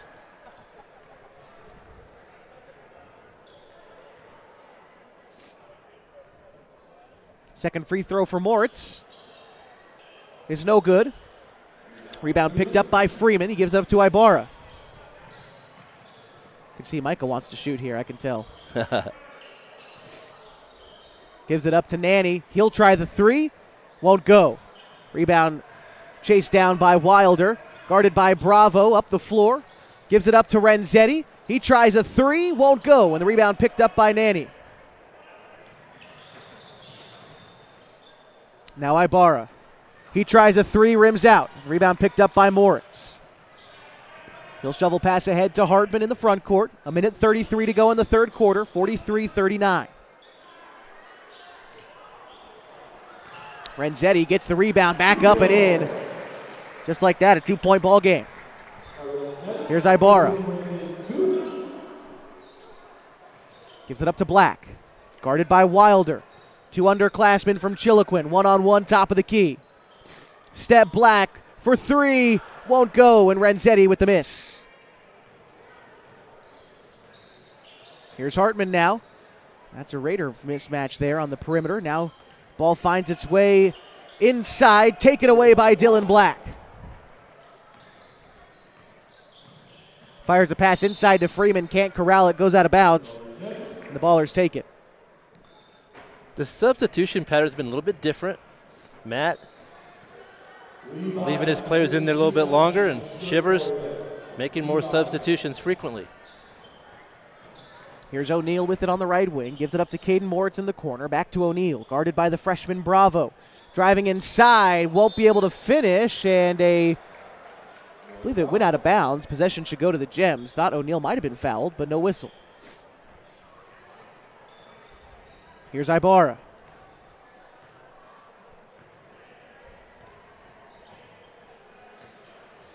Shot clock is off. 20 seconds to go in the third, and 2 points separate these two teams.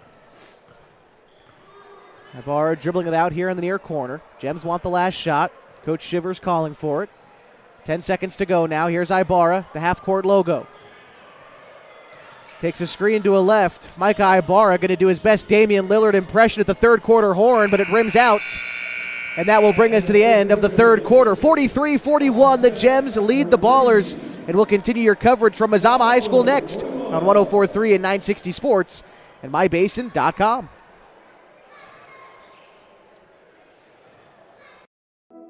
Threads. There are many threads that run through our region. There are churches and schools and Little League teams that bring us together and bind us into communities. There are roads and cars. There are houses and jobs and businesses, all woven together to make the fabric of our communities. There are financial threads that are part of that tapestry as well. For over 80 years, it's been our pleasure to be headquartered here, providing financial services to generations of our friends and neighbors.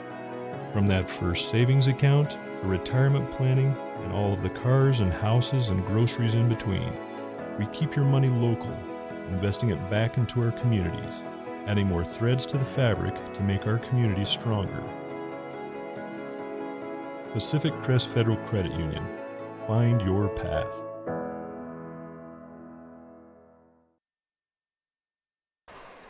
Josh Eldridge and Kevin Petrick back with you for the Gino's All-Star Classic, where the Gems lead 43-41 heading to the fourth quarter. That was a great quarter for the Ballers. All I want to know is one thing. What was Bowling's speech at halftime? I know. It must have been a good one. Roused the guys. They trail by 2. They trailed, I believe, by 8 at halftime. And they'll start with the ball coming out of the break. Here's Victor Gonzalez. Gives it up to Ryan Hayden in the corner, guarded by Brock Throne, now Kai Hunt. Expect this fourth quarter to be the most intense yet. Pass goes outside to Montag, now to Ryan Hayden. He'll try a straightaway 3 for the lead. It won't go. Rebound picked up by the Gems. Here's Dylan Black. Black has it top of the key, gives it up to Lassett Hankins. Now Black straight away, driving past Ryan Hayden. It's turned over. Grafton Wata in transition. He's going to do it. No, he misses the dunk in transition. But the Ballers, they get it back. Kai Hunt, step back 3. This is for the lead. It's good. Wow. What a sequence right there. They take the lead. Here's Cody Sparks. The Gems look to respond. McGann from downtown. He won't get it. Rebound tipped out of bounds. Goes the way of the Gems. Pardon me, the Ballers. 44-43, the Ballers in front. They've got some momentum here, Kevin. I can't deny it. Yeah, they've got everybody's attention now. That was crazy. A missed dunk and then a long 3. Here's Victor Gonzalez driving inside off the glass and in. Pass goes ahead to Lassett Hankins. Ball goes out of bounds. It'll stay with the Gems.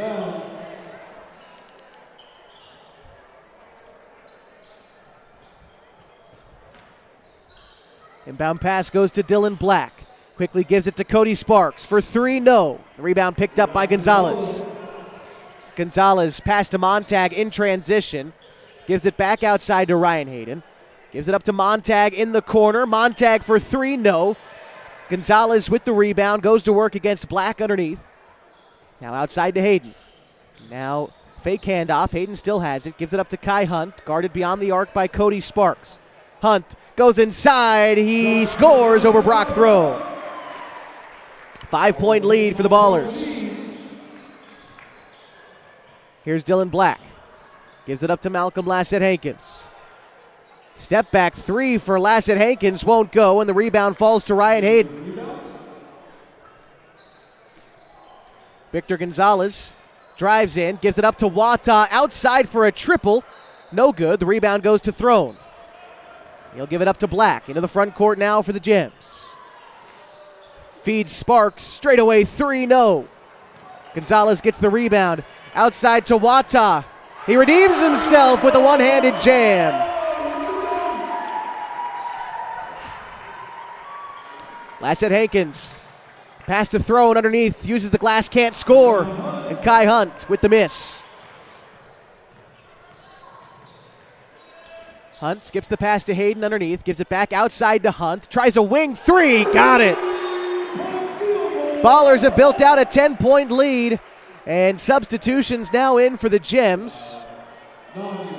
Denver Bravo, Nani, Tate Freeman, Malcolm Lassett Hankins, and Micah Ibarra in there for the Gems. Just a cold streak for your Gems. Josh shooting, and the Ballers just shooting the ball a little bit better. See if Freeman can snap the cold streak. He can't. Rebound is tipped around, picked up by Lassett Hankins, finds Nanny cutting to the cup, and he scores. There's what you were talking about. These guys just know how to play basketball. Nanny in the right place to score there. Yeah. Gonzalez gives it up to Hayden. Now to Kai Hunt.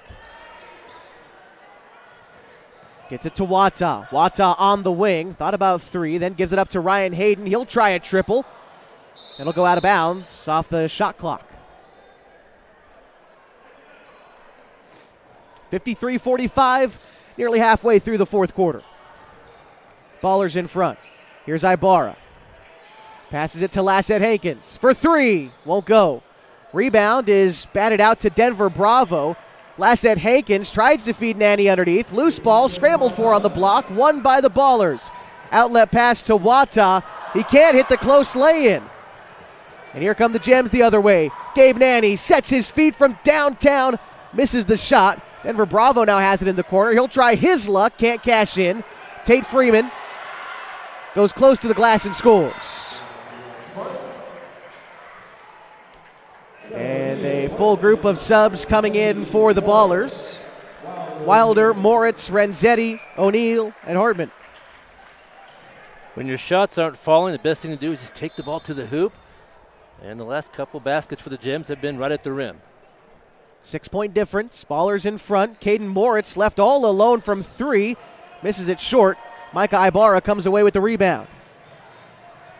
Ibarra driving inside. Tough shot close to the rim. Won't go. The rebound is collected by Wilder.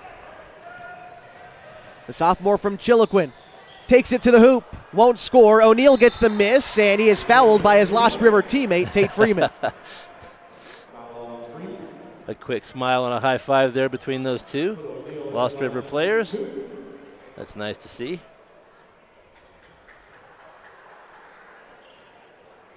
Yeah, when you practice with a guy for 4 or 5 months, you kind of know what he's going to do down there, so you can't really trick them.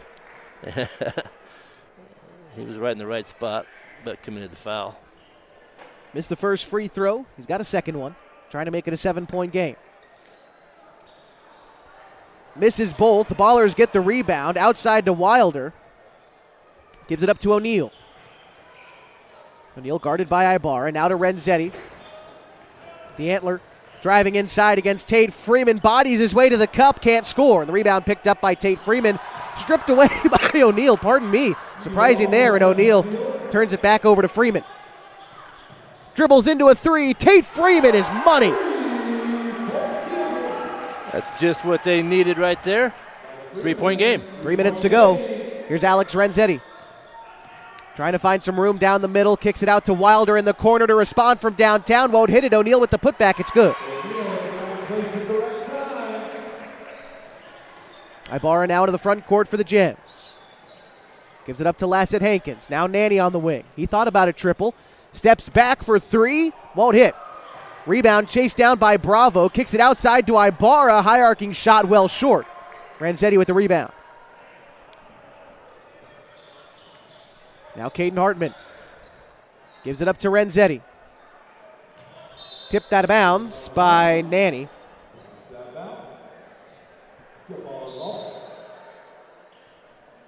And a couple guys got to tie their shoes out there. And this is when the coaches may have to do a little work here. 2 minutes left to go, you get a close game. May have to employ a little strategy, decide what you want to do. Coach Shivers bringing Malcolm over here to have a conversation. Yeah, he's going to want them to probably take their time maybe on offense. And Matt's club will have to foul to get the ball back at some point. Quick turnover. And the Gems have it. Here's Ibarra. Thought about a 3, gives it up to Nanny. Now to Lassett Hankins. Head fakes a 3, drives in, gives it up to Nanny. Tries another one from downtown. Again, misses the wing shot. Now it's Caden Hartman. Pass ahead to Noah O'Neill. Strong take inside. Slick feed to Caden Moritz. Misses the lay-in. Battle for the rebound, won by the Ballers. Pass tipped out of bounds will stay with the Ballers. They're doing hard work here on the glass. Yeah, they've earned themselves a lot of second chances in the second half, and it's helped them out. 2 minutes to go and a 5-point difference. And we resetting the shot clock. There we go.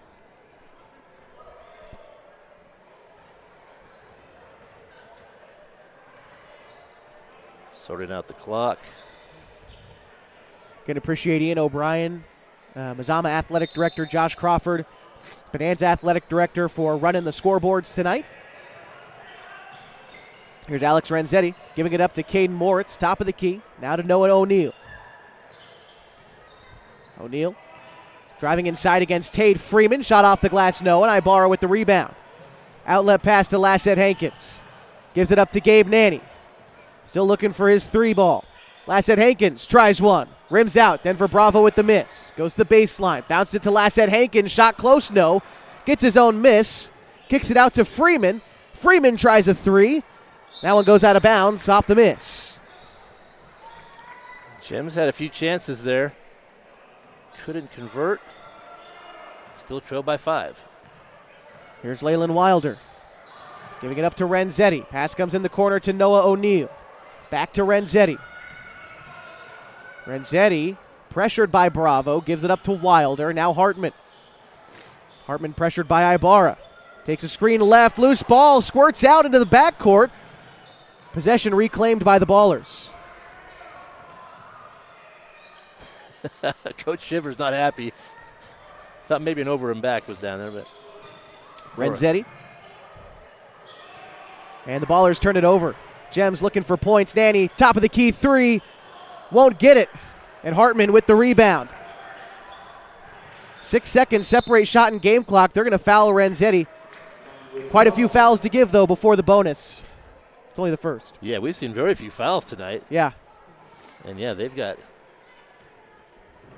3 more to give up here. Going to foul Renzetti. Yeah, a few more to give for sure.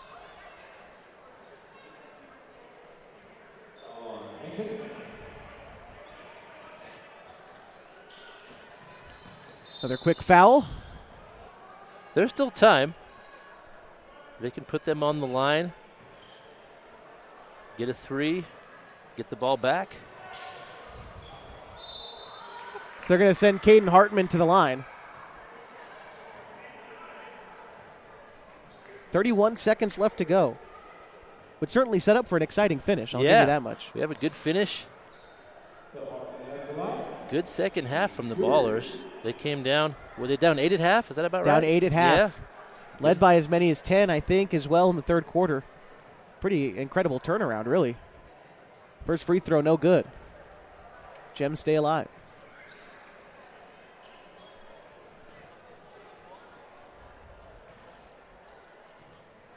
Second free throw.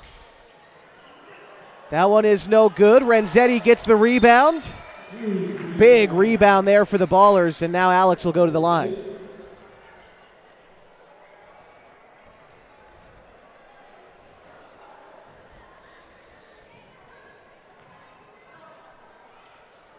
Renzetti's first free throw is no good.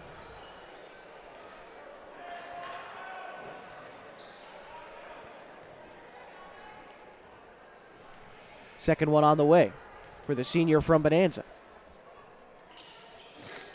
Also no good, and another offensive rebound, and another foul for Caden Hartman. Just a tough break for the Gems. The free throws are not dropping. They just can't get that rebound. And we'll shoot 2 more. Hartman leaves that one short. Coach Bowling doing everything he can to get that ball to go through. I know. Second free throw is no good. Again, the Gems with a rebound. Or pardon me, the Ballers with a rebound. That's Renzetti once more. But I think he stepped out. So a chance for the Gems. After all that, they're still just down 5. Could you believe it? Ibarra picks the ball up in the backcourt. Brings it up. Has it top of the key. Looking for a 3. Looking for Lassett Hankins. Drives inside. Off the glass and one.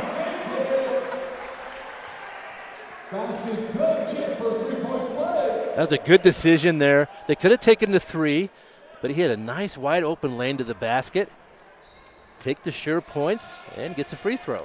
Malcolm Lassett Hankins from Klamath Union High School. About 7 points per game, 8 rebounds. About 4 steals per game for the young man. He misses the free throw. Rebound goes to Caden Moritz. Trying to go for the steal. Instead, they'll foul him. Caden Moritz, not a guy who typically misses free throws, but I suppose that's really the case for all these guys. But it's been 6 straight misses at the line for the Ballers. Yeah, some pressure free throws. These guys want to win this game. Yeah. You know they do. So there's still some pressure out there. Moritz free throw is good. That's a big one. Makes it a 2-possession game. Brock Throne checks in. Tate Freeman comes to the bench.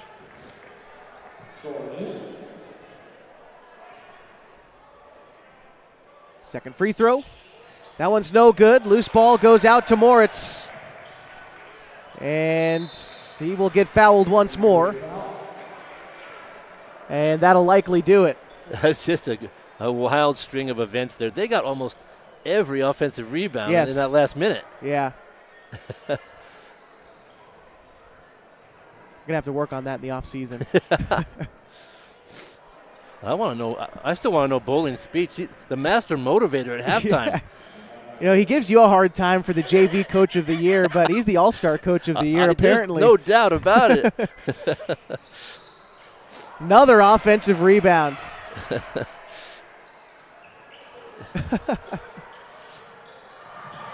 Wilder gets it. 3 at the horn. And the Ballers win 56-52. We'll be back to recap it all after this. The Gino's All-Star Classic, 104.3 at 960 Sports and mybasin.com.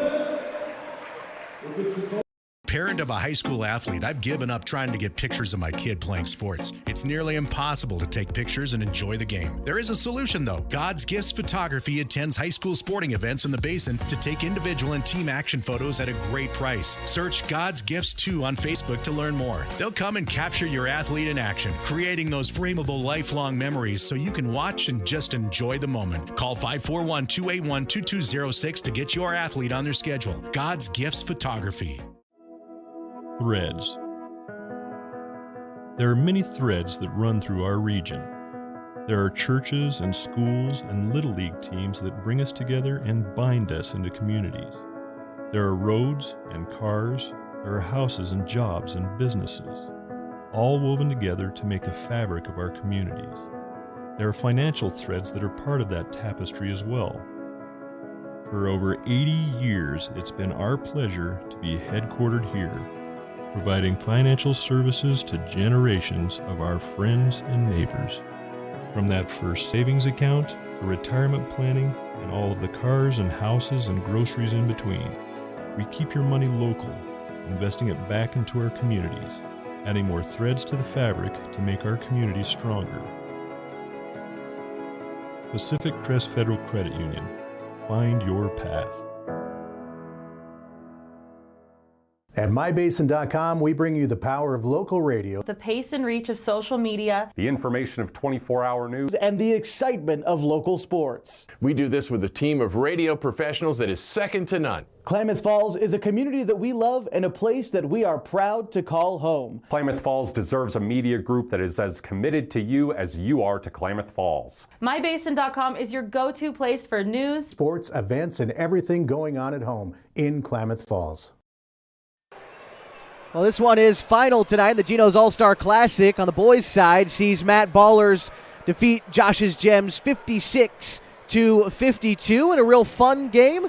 And, got to give credit where credit is due to the Ballers and Coach Bowling. Some kind of adjustments were made. They dedicated themselves to the glass, and they came away with a good second-half comeback tonight, Kevin. They did. They played well in the second half. They made the most of those offensive rebounds and cut that deficit in half, and then ended up taking the lead and hung on to win the game in the end. So you guys evened it up.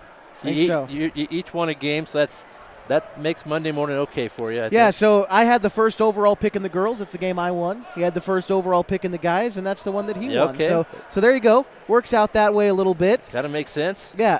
If we were to pick MVPs for each team, I'll do one for mine. You could do one for mine, and we'll do the same for Matt. Who are you picking? We'll start with the victors. Pick somebody from Matt's team to highlight. Let's see.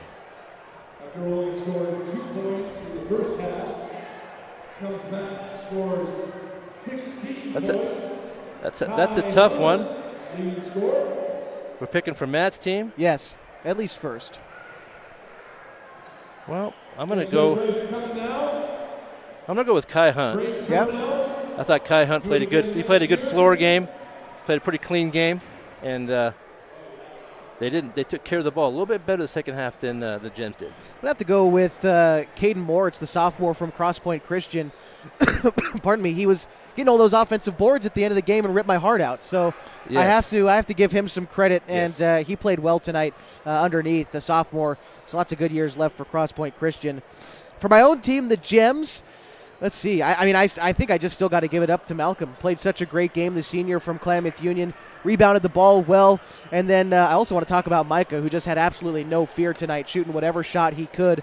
About half of them went in, or maybe less, but it was fun to watch him get out there and chuck up some threes. Yeah, I was going to go with Lassett Hankins as well. Just fierce under the basket, aggressive, and really good cutting away from the ball. Found himself open a lot. I thought he played well. That was the first of hopefully many Gino's All-Star Classics tonight. You can see the folks out on the floor here at Mazama. A great turnout. Kev, thank you for joining me up in the booth for the guys' game. Do you have any final parting thoughts before we wrap this thing up? No, it's always fun. I appreciate being up here with you guys. And if there's a word, it's just fun. It was just fun tonight. Everybody had a good time. Just really good community effort. It took a lot to get this ball rolling, and I think you're right. I think we're going to see it year after year, and just a great event and fun to be a part of. All right, so that about does it for us tonight. I want to thank the folks who make tonight's broadcast possible. The athletic director here at Mazama High School, Ian O'Brien, making sure we could use the facility, and Josh Crawford also helped out tonight, along with Tom Keller, the public address announcer this evening. Also want to thank the folks at Elevate Physical Therapy for donating their time, being our trainers tonight, as well as the Klamath County Sheriff's Office for giving us some SROs here for everybody's safety this evening as well. Also want to thank a producer back in the station and our station general manager, Rob Sims, for making sure that we had everything that we needed and really spearheading this project, along with Pete Bell Castro from Gino's Sports Bar and Cafe down on East Main Street. My partner Matt Bowling did a fantastic job of making sure all these players were on the same page. We got the coaches to nominate. Thanks to all the coaches who nominated players this year and put together a fantastic season of high school basketball. And thanks again to you for spending your high school basketball season with us here on 104.3 and 960 Sports and on mybasin.com. It is outdoors next, in the season for baseball and softball, as far as our broadcast goes, begins on April 1st. But until then, my name is Josh Eldridge. I've been joined by Matt Bowling and Kevin Petrick tonight from Mazama High School. Good night, and we'll see you next time.